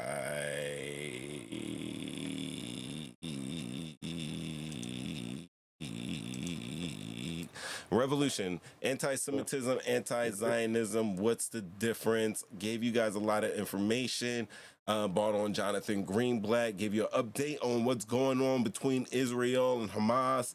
How there is the tides are changing towards pro-Palestinian sentiment. And there has been some calls of anti-Zionism. Jonathan Greenblatt believes that anti-Semitism and anti-Zionism are one in the same. What do you think about that? They're not. Well, being a Zionist, Zionism is like Hamas to the Palestinians. It's their government or the reigning people who are in control fighting for what they say is what should be, right? That's it. It's just an opposing government. Like, we watch ISIS try to be its own Islamic state, and America became its own state from Britain. So this is nothing new. We're just witnessing it in our time. This has been going on forever. But the reality of it is, first, Zionism is the governmental form of Israel, the state of Israel, right? It's supposed to be like the state of Israel. And they're going to represent all the Israelis. Now, every Israeli doesn't have to necessarily agree with what's going on, but the government speaks for its people. And Hamas government is speaking for their people. So this war that's going on between them right now is simple. It's been going on for the early 1900s. So for this whole change, and Israel has taken over the land, period. And so now these people have done some atrocious get back war to draw attention. From the outside is what we see it as, is what the Black Panthers were doing in America to get world attention. But look at what the problem actually is here. This is what had to happen in order for you to see what they have been doing to us for centuries. Like, you're not paying attention to how they took over the land 2,000 years ago. They've taken it back, and they have demolished our people. They have locked us into this open air. I don't think people understand what open air prison is. It's like living in your town, but you can't leave your town. And there's a checkpoint on every way to leave out that town. And they control your lights. They control Kind of your like water, that all of movie these things. Get the Gringo They with have Mel apartheid Gibson, over these right? people. I mean, they have apartheid over these people, which has been known that they've had this. There's nothing new. We're only talking about this because these innocent Israeli kids that were just out here partying and chilling got ambushed and were killed, right? But then let's look at the whole situation. How did the Israeli government not know this? Like, you didn't know none of this at all. Like, you had no partners. What's the outcome of this? We lose 1,000 of ours, but we can take the rest of this land, take this guys, and that was ours. In front of the war, we gave the war an excuse. Kind of like the Twin Towers being bombed for us to go over there and go fight and go take that land, right? Things are different when it comes to rich people and the politics. It's not. We're seeing this horrific thing. The average person is looking at it from face value. They're like, oh my God, all these people got killed, and that is sad. That is sad. That is. There's nothing that is sad, but that's what happens when you push people to a point. That's what happens. That's where you got your Nat Turner from. When you push people to a point, they rebel. So we have to look at the whole demographics of the situation, start doing the history of it and see what this war is really about. Whose land is it really? And what is it about?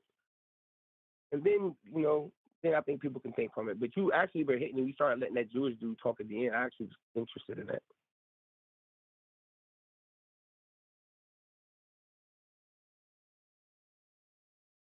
Right.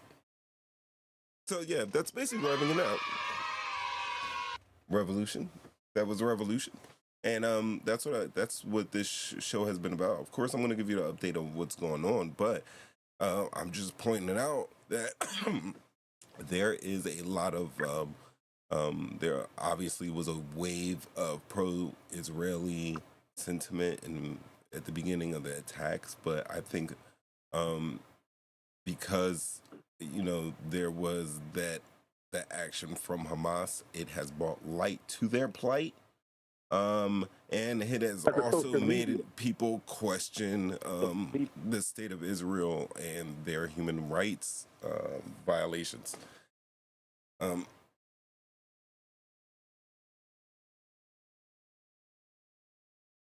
that's what we got. We got as terrible as these atrocities are, and I have to disclaim that yes, I am in America as safe and sound as possible right now, and I'm on the outside looking into this situation and being able to just look here as an observer who doesn't have any family members or loved ones in any turmoil right now. I can look at it from an objective point of view and understand that I can understand that there was an attack. It's really an attack stemming from the abuse of a large swath of people over many of decade. Not only that, I can understand the attack happening and Israel wanting to have revenge and to avenge its people over that attack. And then, like you said, then when you dig deeper and you look into the religious aspect and the history of it, and you're met by an Orthodox Jewish man who's telling you that, hey, our religion actually forbids us to have a state, you start questioning when people start telling you that Israel is a religious state. They say America's a religious. It's what they say, but just look at the actions. They're not. Yeah. There we go. But it's making us. We get to question a lot of things. We get to learn a lot of new history. We get to see the world from an entirely different perspective. And good or bad, social media help us get there, because honestly, this wouldn't be able to be reported in such a concentrated form, because the way that mass media works, they kind of flit about until they know that, hey, this is really what the people want. But Like I've just been watching and observing over the past week that there are people that have been coming out and saying, "Hey, hold on, wait up, Israel. We know that these Hamas people did this to you, and we know about this, but." And a lot of times when you're reporting that people are being assaulted sexually, when you're being reported that people's grandmothers and babies are being beheaded, it kind of throws any type of argument or sympathy out for the people who are allegedly the culprits of this. It throws all types of sympathy out the window.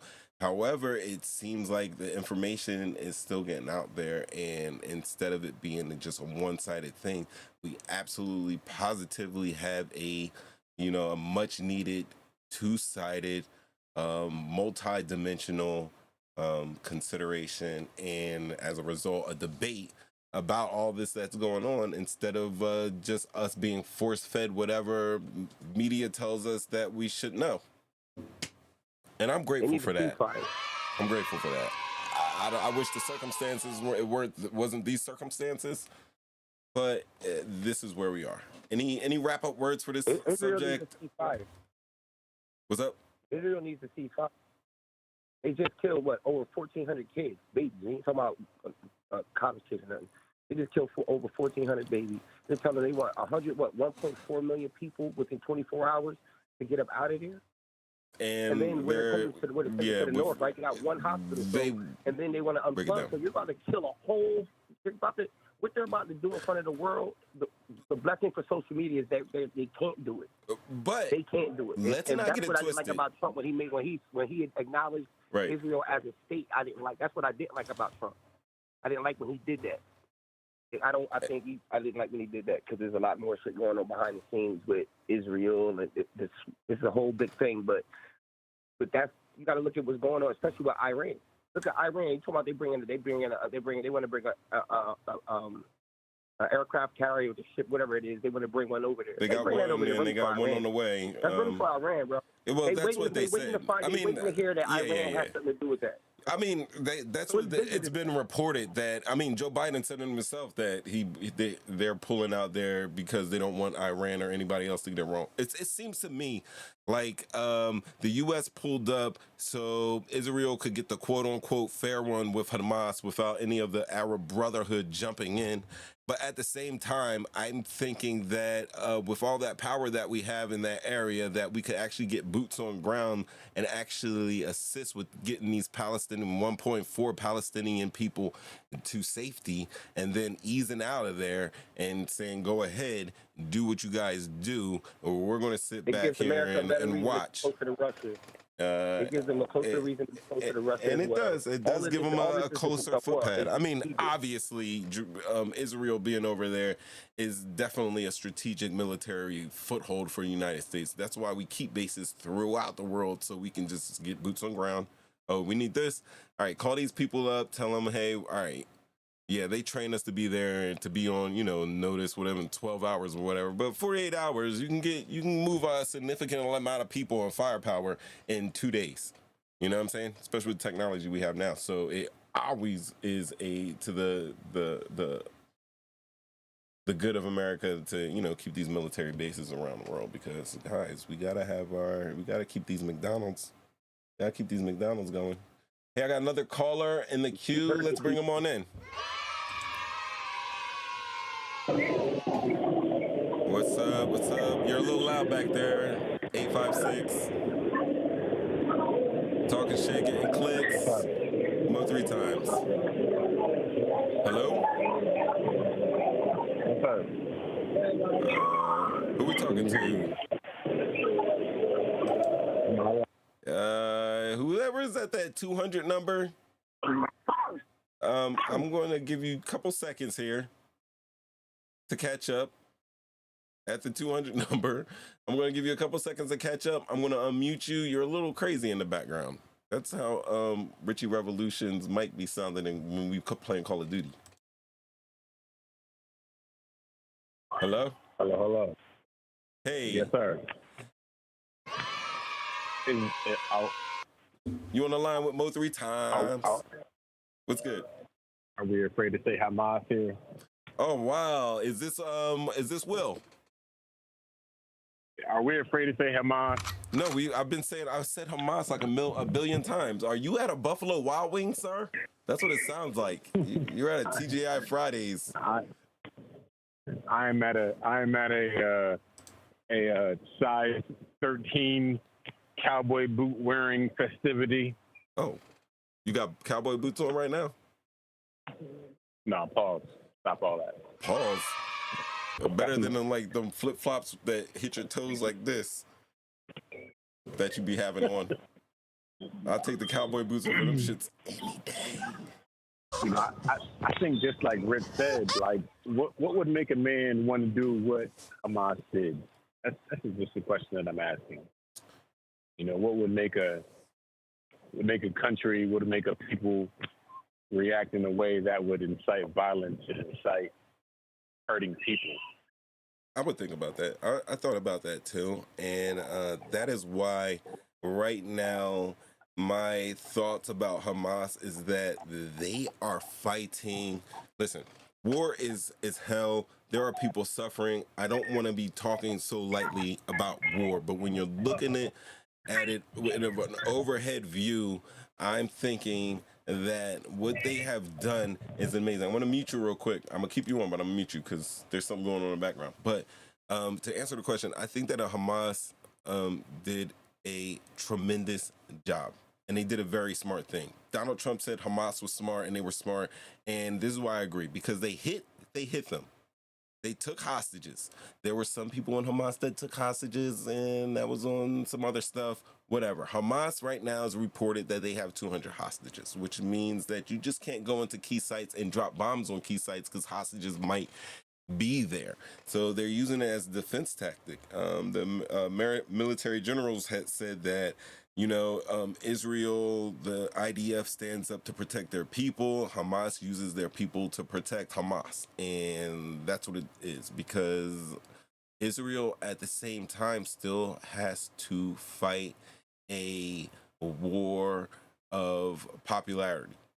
The people have to agree to the war. The people have to agree, whether they're convinced or tricked into it.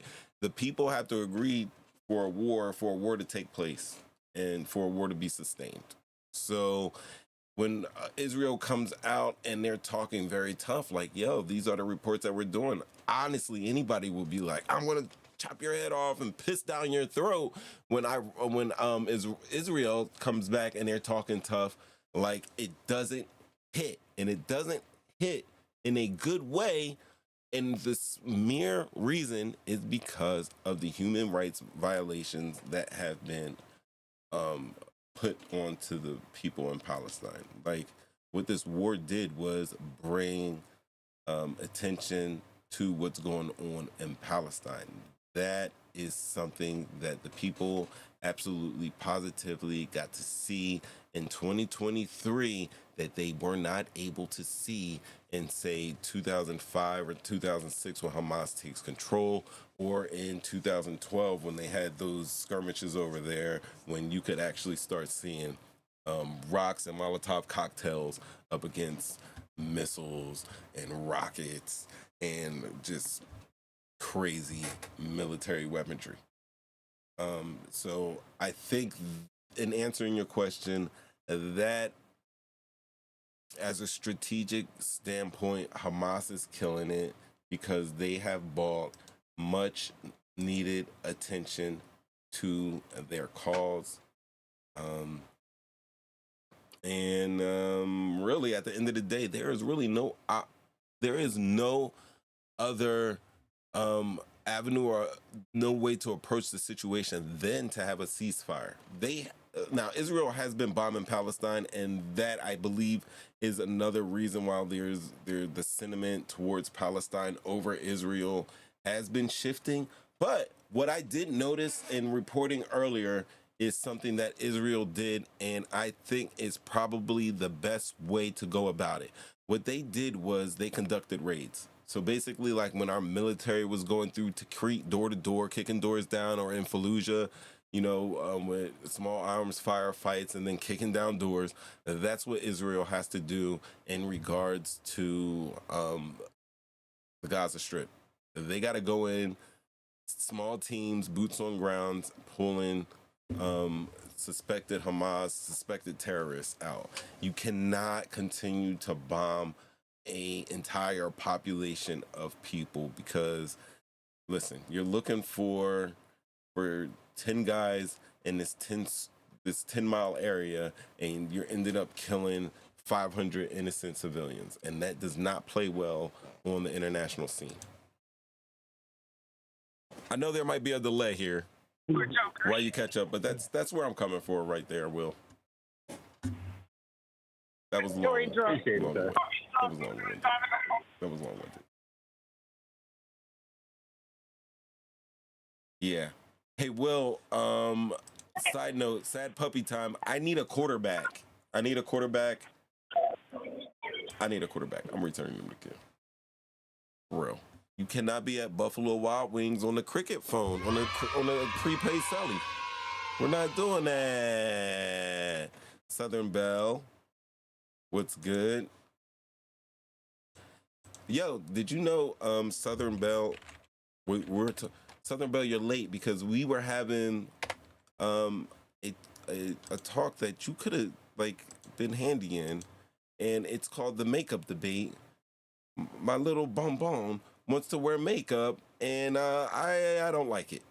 I think she's too young to make it, to do it. And I know that you are in the beauty industry. If I am not being stupid right here, your brand is Divine Simplicities, and you do makeup. I seen that you worked with a lot of models, doing some runway stuff. And is it true, Southern Belle, if you're out there? I know you said hi. If you're out there, were you just published? Let us know. Let us know. And if you want to, hit our call-in line, 313-825-5557. I'm going to wait for Will to get to some place that's more conducive to talk, because he talks his shit like none other. And we enjoy it. It's just kind of hard to hear you today.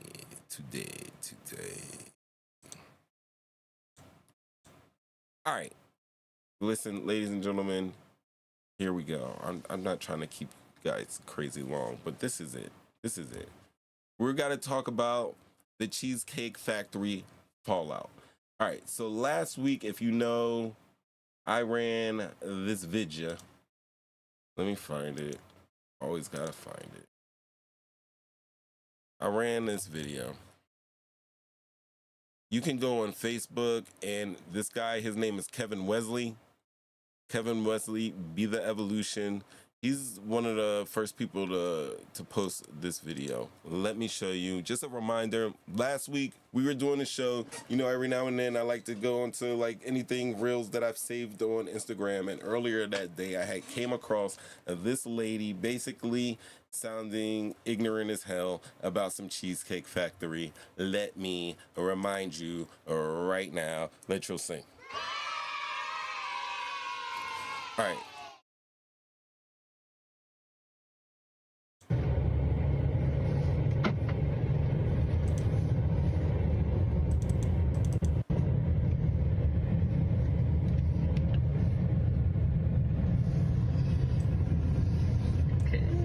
There. Just need to find some parking.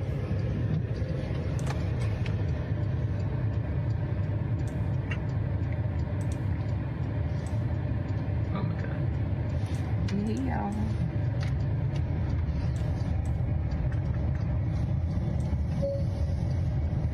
No, this lady ain't get hit with the brick.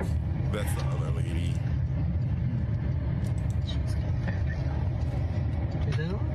Nothing. I'm just talking to my girls. Okay. Tell them I said hi. Yeah. Just say yeah. Whew. Let me just get the door for you. Okay.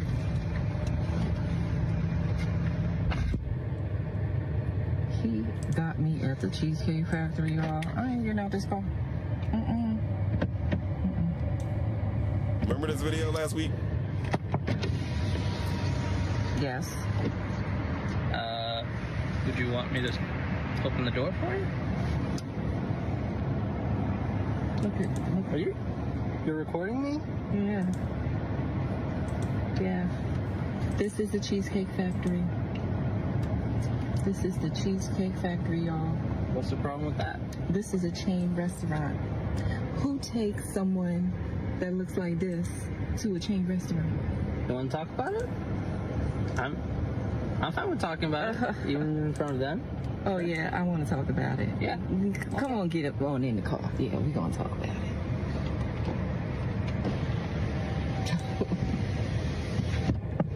Oh, okay. Okay. So, yes. Let's talk about it. Let's talk about it. So you expect a man to go all out on the first date. Is that right?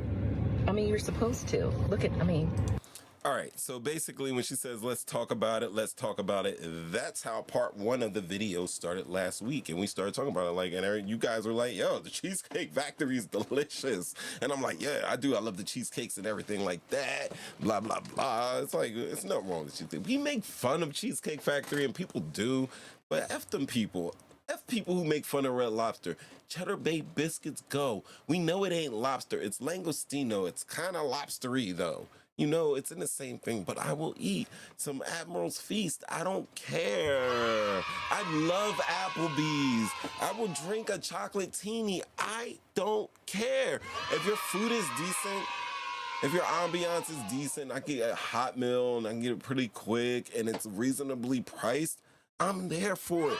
Yo, we cannot go to Morton's Steakhouse week in, week out. And if you could, would you really want to?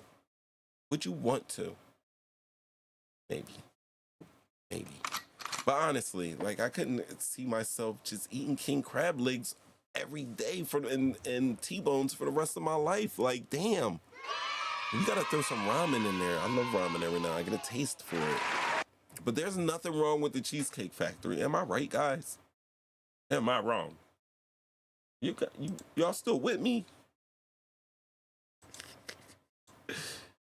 Yeah.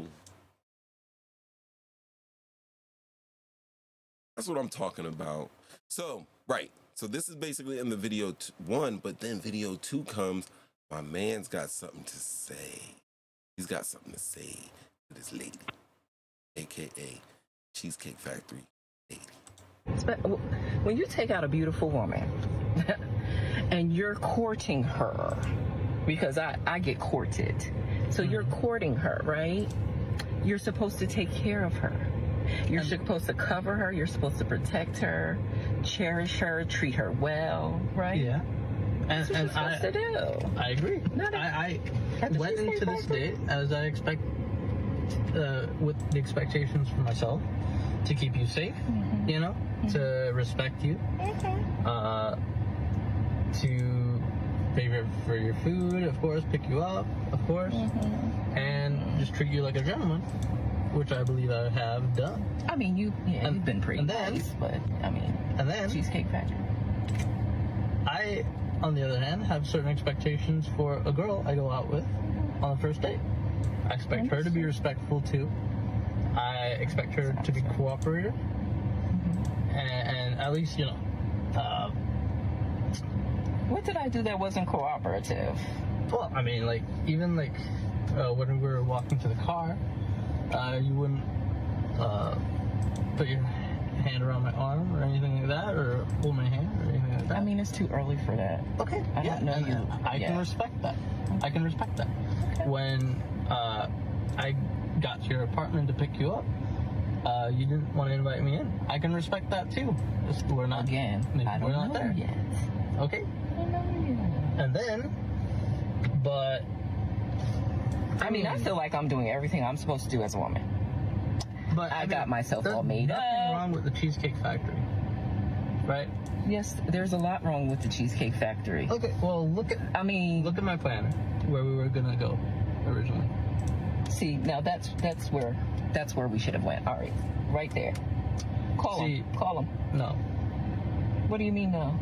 See, I specifically told you both yesterday and this morning that I'd come to pick you up at 4 a.m. at 4 p.m., right? And I got to your place at 4 p.m.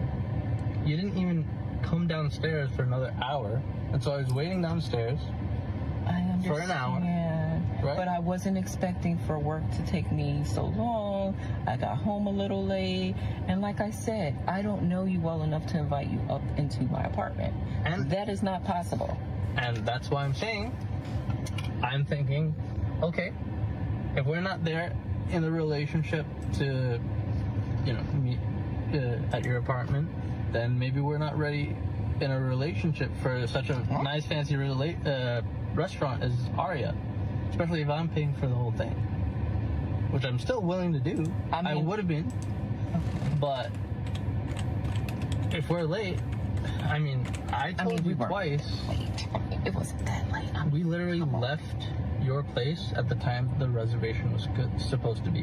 And I specifically said 4 because maybe we could get there early and even have some time to get to know each other on the way there and while we're in the parking lot. I'm waiting for a reservation. We can still get to know each other. Isn't there another restaurant you can call that, the equivalent to that? You don't understand. Look at me. I cannot go in the Cheesecake Factory.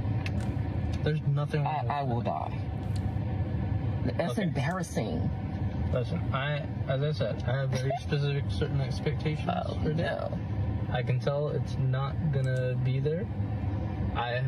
And maybe we're not right for each other. So, respectfully, I'm gonna just drop you off at home. Oh, no, he didn't. Yeah, I'm up. So, you just want to call it a night? Isn't there some kind of compromise or something? Ladies, can you believe this? I'm sorry, y'all. But the parking space. If I don't feel respected, I'm not gonna go through with the rest of the day. Well, you are serious. Yo, all right. So Flash said, "Look, see, this sounds like a skit," and that's what we were thinking at first. Me and Reckless were like, it's a skit. I'm not gonna lie. We did this Thursday. We were like one of the first shows to do this because I had seen it earlier and I was like, I threw it in the thing and then somehow we just started showing it. So I showed it because I thought it. And then we thought it was a skit. We talking about everybody's talking about this right now. Do you see how when he just freaked the plan over, she did kind of look like she was about to cry. She looked like she was about to cry. She was still trying to get the date out of him. Now, there are things that I did not realize because I'm just watching this kind of like as you guys are watching. This is like the part I was watching. I did not see the part where she made him wait an hour. Fellas, anybody in here right now, would you wait an hour outside of a woman's crib for her to come out so you can take her to dinner? Would you wait outside an hour?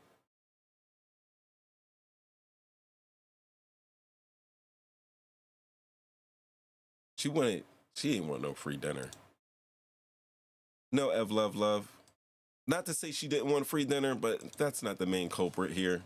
Because I'm just listening to her talking and how the guy's supposed to have her covered and protected. And she said some other things. That's her group, her women's group that she was talking to, of women who talk about how dating should be. So they've been watching this red pill, whatever, women versus men on social media. Then they all get together in their little group chat or their Zoom meetings or whatever, and they all talk about how they're going to be treated when they're going on a date and how a man better treat them. They're not ask me what I bring to the table and all this like that. And she's got an attitude of, what do they call it, guys? Come on. Starts with an E, ends with a T. Entitlement. So, Buddy had it planned out for her. He was going to treat her as the number one. I guess they've been talking on the phone. She gives out these types of vibes to him. He's like, yo, I'm going to take her to Aria. Now, I just did some Aria. There's one in Atlanta. They could be in Atlanta. There's an Aria like resort and casino, but they have diners in nothing that I have seen. Even the one in Panama City looks like it's a trash ass restaurant. These are fine dining restaurants, usually set up in top-notch hotels. Okay? Okay? She was about to go to Arya, but she effed around and didn't do that. Now, this guy said he was going to cooperate. Now, she's like, I don't know you like that. I don't know you like that. If you don't know him like that, then you should have enough respect not to make this man wait an hour outside your house to get ready. And if you're having some things at work, you should call and say, hey, I am going to be behind today. Or, listen, let's change this date to another time where I'll be ready for you. I mean, while she was in her group chat, did she or any of the ladies that her coven ever tell her about this type of witchcraft, guys? Let's keep it going. Let's keep it going. And shout out the dude, because he's not having it. He is being extra respectful. It seems like he's giving her still, even with her funky ass attitude, he's still giving her some outs. He's giving her outs. Obviously, he wants to have a good time, but not at the expense of his dignity. Is she really leaving? Yeah. I mean, you didn't want this place anyway. Now he's pulling out. I mean, I understand that I was late. I understand that. I understand. You see that little gleam there? This little gleam here? It is kind of, I see the emotions of a tear right here. So if this is a skit, then honestly, she's killing it with the faces, and the eyes are selling it to me. This is what makes me tend to believe that this might actually be genuine. Still, at the end of the day, internet is good. They got some AI things on there. There's going to be some AI tear gleams right there for her. I don't know. It's still compelling to watch. That I could have been a bit more cooperative. You made some good points. That's why I'm willing to compromise. Are you sure you want to go home? I don't have a lot of rules. I don't have a lot of expectations for a first date, but I've already set them, and you've broken every one. Oh so, my God. I'm sorry. And on top of it, you're live streaming this, you stupid. You're not going to have me looking crazy on live stream. Who the are you? Let the children sing. We're dropping you off home. All right. She exhaled the wrong way. I mean, I guess I understand. You gotta do what you gotta do. Shit.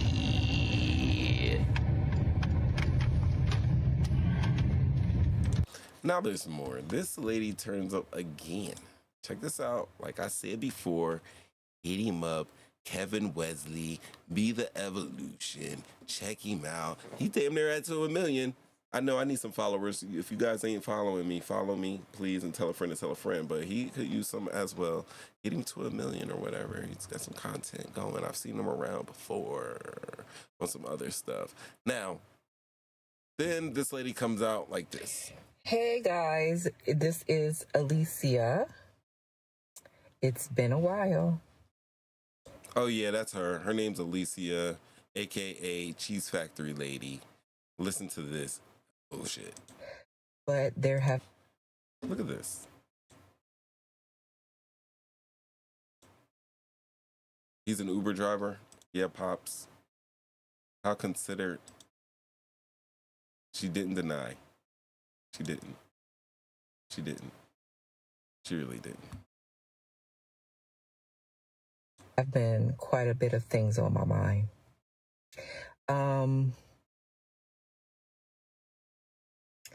I believe that many of you have seen the, now viral video about me choosing.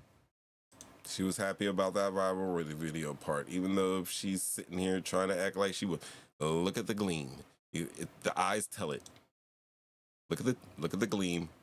She's happy with viral. About me choosing to reject the Cheesecake Factory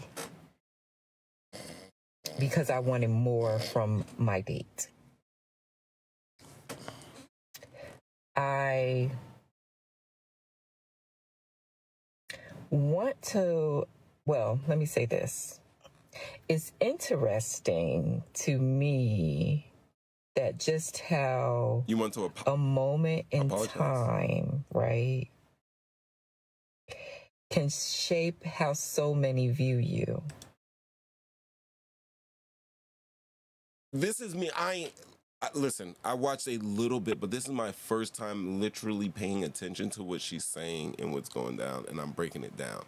Like, first of all, it sounded like she wanted to say, I want to apologize, but she didn't. She couldn't even do that. She couldn't pull herself to apologize. There's an issue, some accountability. I don't know. That was the breast. Men made it viral. That was the breast. Because she had her titties out, Pops. You saying because she had her titties out, Pops, she went viral? You might be right. You might be right. Call and response, I said I'm moist. I'm moist. Good God, I'm moist. I'm moist. Yes, I am. Yeah. But seriously. So then it looks like she says she wants to, oh my God. Here we go. Damn uncle and nephew acting fools. And I'm enjoying every second. All right, so she ain't got the boy. The girls ain't out now. They're tucked in. All right. So anyway, it looked like she said she was gonna apologize and couldn't do it. So now she's like wondering why so many people, even though she had the gleam in her eyes when she said her ish went viral, she's wondering how so many people could be caught up in what she is talking about. And how can you not be caught up? There's so many people in the dating world, and this is their figure that they're going to be looking out to. We are doomed. But that shows a lack of accountability there, because she's wondering how this moment in time that she actually created when she hit not only record, but live stream, and then when she decided to not delete that shit. You're a real crumb bum. Right? Let's hear more. Let's hear more of this craziness. She got a stalactite right here. I don't be judging people, but she got a stalagmite. Is that a stalactite or a stalagmite? This one's the one that's hanging down. The one that goes up might be the mite, and the one that goes down might. She got a stalactite on the bottom of her chin, but that's okay.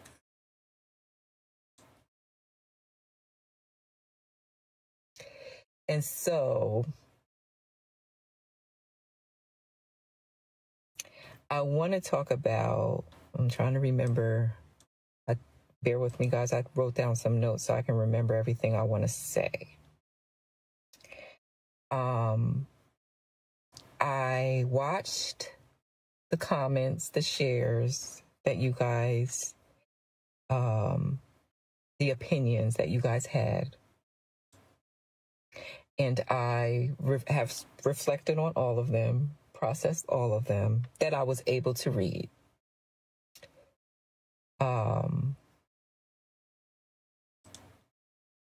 Many of you have been vocal about how entitled I was, how I misused this man. And I want you to understand that my mission has always been for women, to empower women, for women to feel respected, cared for. Yo, ladies, she did it for you. The YOU. She did it for womankind. She should be a hero. I'm just fucking with you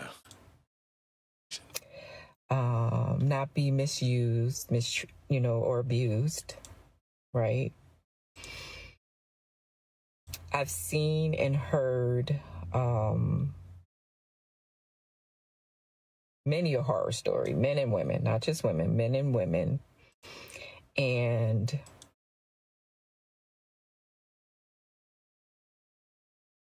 I wanted to make sure that this was a topic that we brought attention to.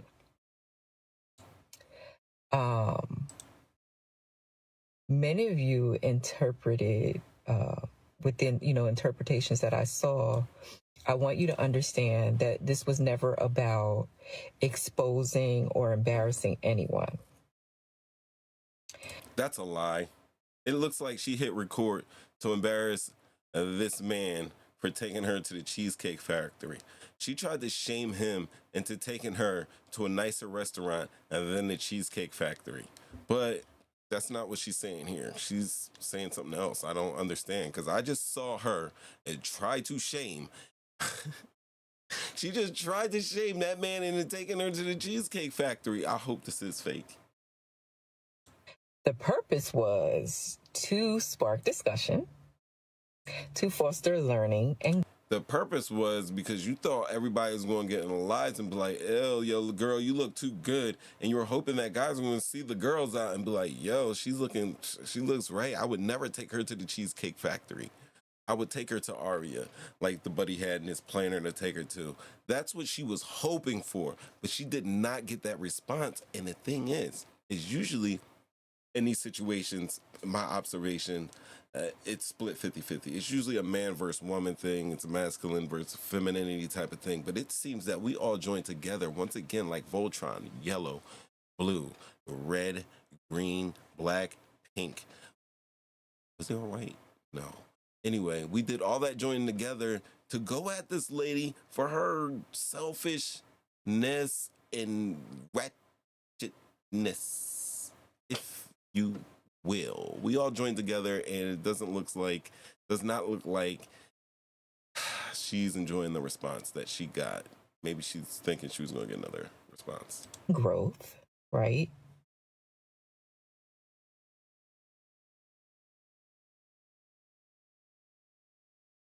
But I've seen some interesting interpretations. And it has caused me some more questions. There have been some hurtful comments.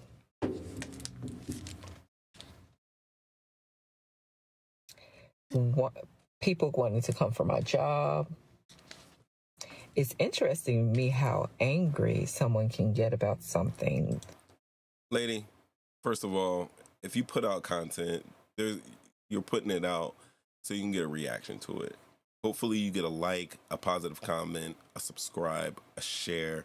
You know, things that I ask you guys out there to do for the ME. You know what I mean? But you also have to understand and be mature enough to understand that, hell, it can backfire and you can get negative response, which isn't really, in this social media thing, negative, positive. A response is a response. That's what it hits. However, it seems to me like a lack of immaturity that, you know, she could face. Somebody could not agree with what she's saying, and that people could be actually vile in comment section. Things that don't directly affect them to the point where you want to be harmful, right? Yeah, that's played. I don't think it's big enough for someone to actually come for her job, or say that they want to hurt her or do anything for her. But you see this right here? You see that? The bottom piece right here?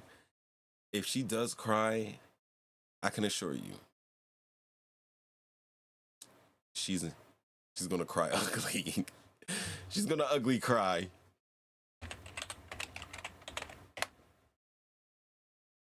She will ugly cry, guys.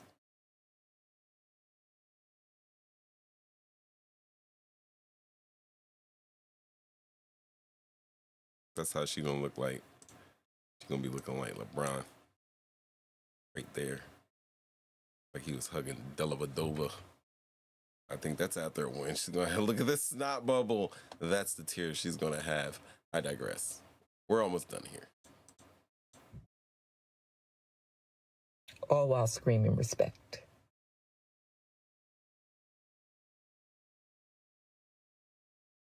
She's got a point. Don't say you want respect and then disrespect. But because I am one who loves to discuss things, right? Who's always open to learn and grow, I've decided to sit down for an exclusive interview with Kevin Wesley. So, guys, you're going to get your opportunity to talk with me and Jay a bit more.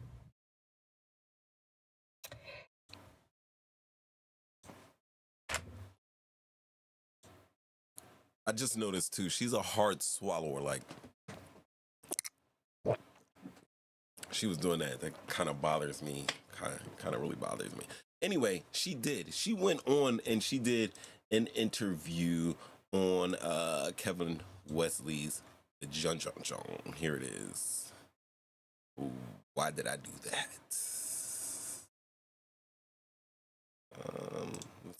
There we go. That's right, guys. Check this out. Kevin Wesley, Be the Evolution. Check it out. Go to his show in the link. I'm gonna throw a link in there. And you can check it out. You can go to that page, and they actually have a follow-up interview where Kevin Wesley, that's that guy right here with the brimless. The brimless with the P coat on, and he basically has Alicia, that's her name, and the gentleman suitor that was trying to take her to the factory of the Cheesecake Factory guy. They were both on, and they actually did an interview together. I have not checked that out, but that's going to be my next move. Hopefully, that is your next move. Guys, ladies and gentlemen, it's another weekend. We did what we did as we do every year. We debated the makeup. We talked about the differences between anti-Semitism and anti-Zionism. We gave you updates on the ongoing Hamas-Israeli war, or Intifada 3. Tomorrow's Friday. I hope each and every one of you don't have to work this weekend, and if you do, I hope they pay you triple the amount. I'm Mo'3Times. This is the We episodes live every Thursday, 7:30 p.m. You call in 313-825-5557. You get to take over as host. Thanks to everybody all up in the chat, the JumpOut guys. Each and every one of you that hit like, share, subscribe, I appreciate it. And we're going to do this next week. Different topics,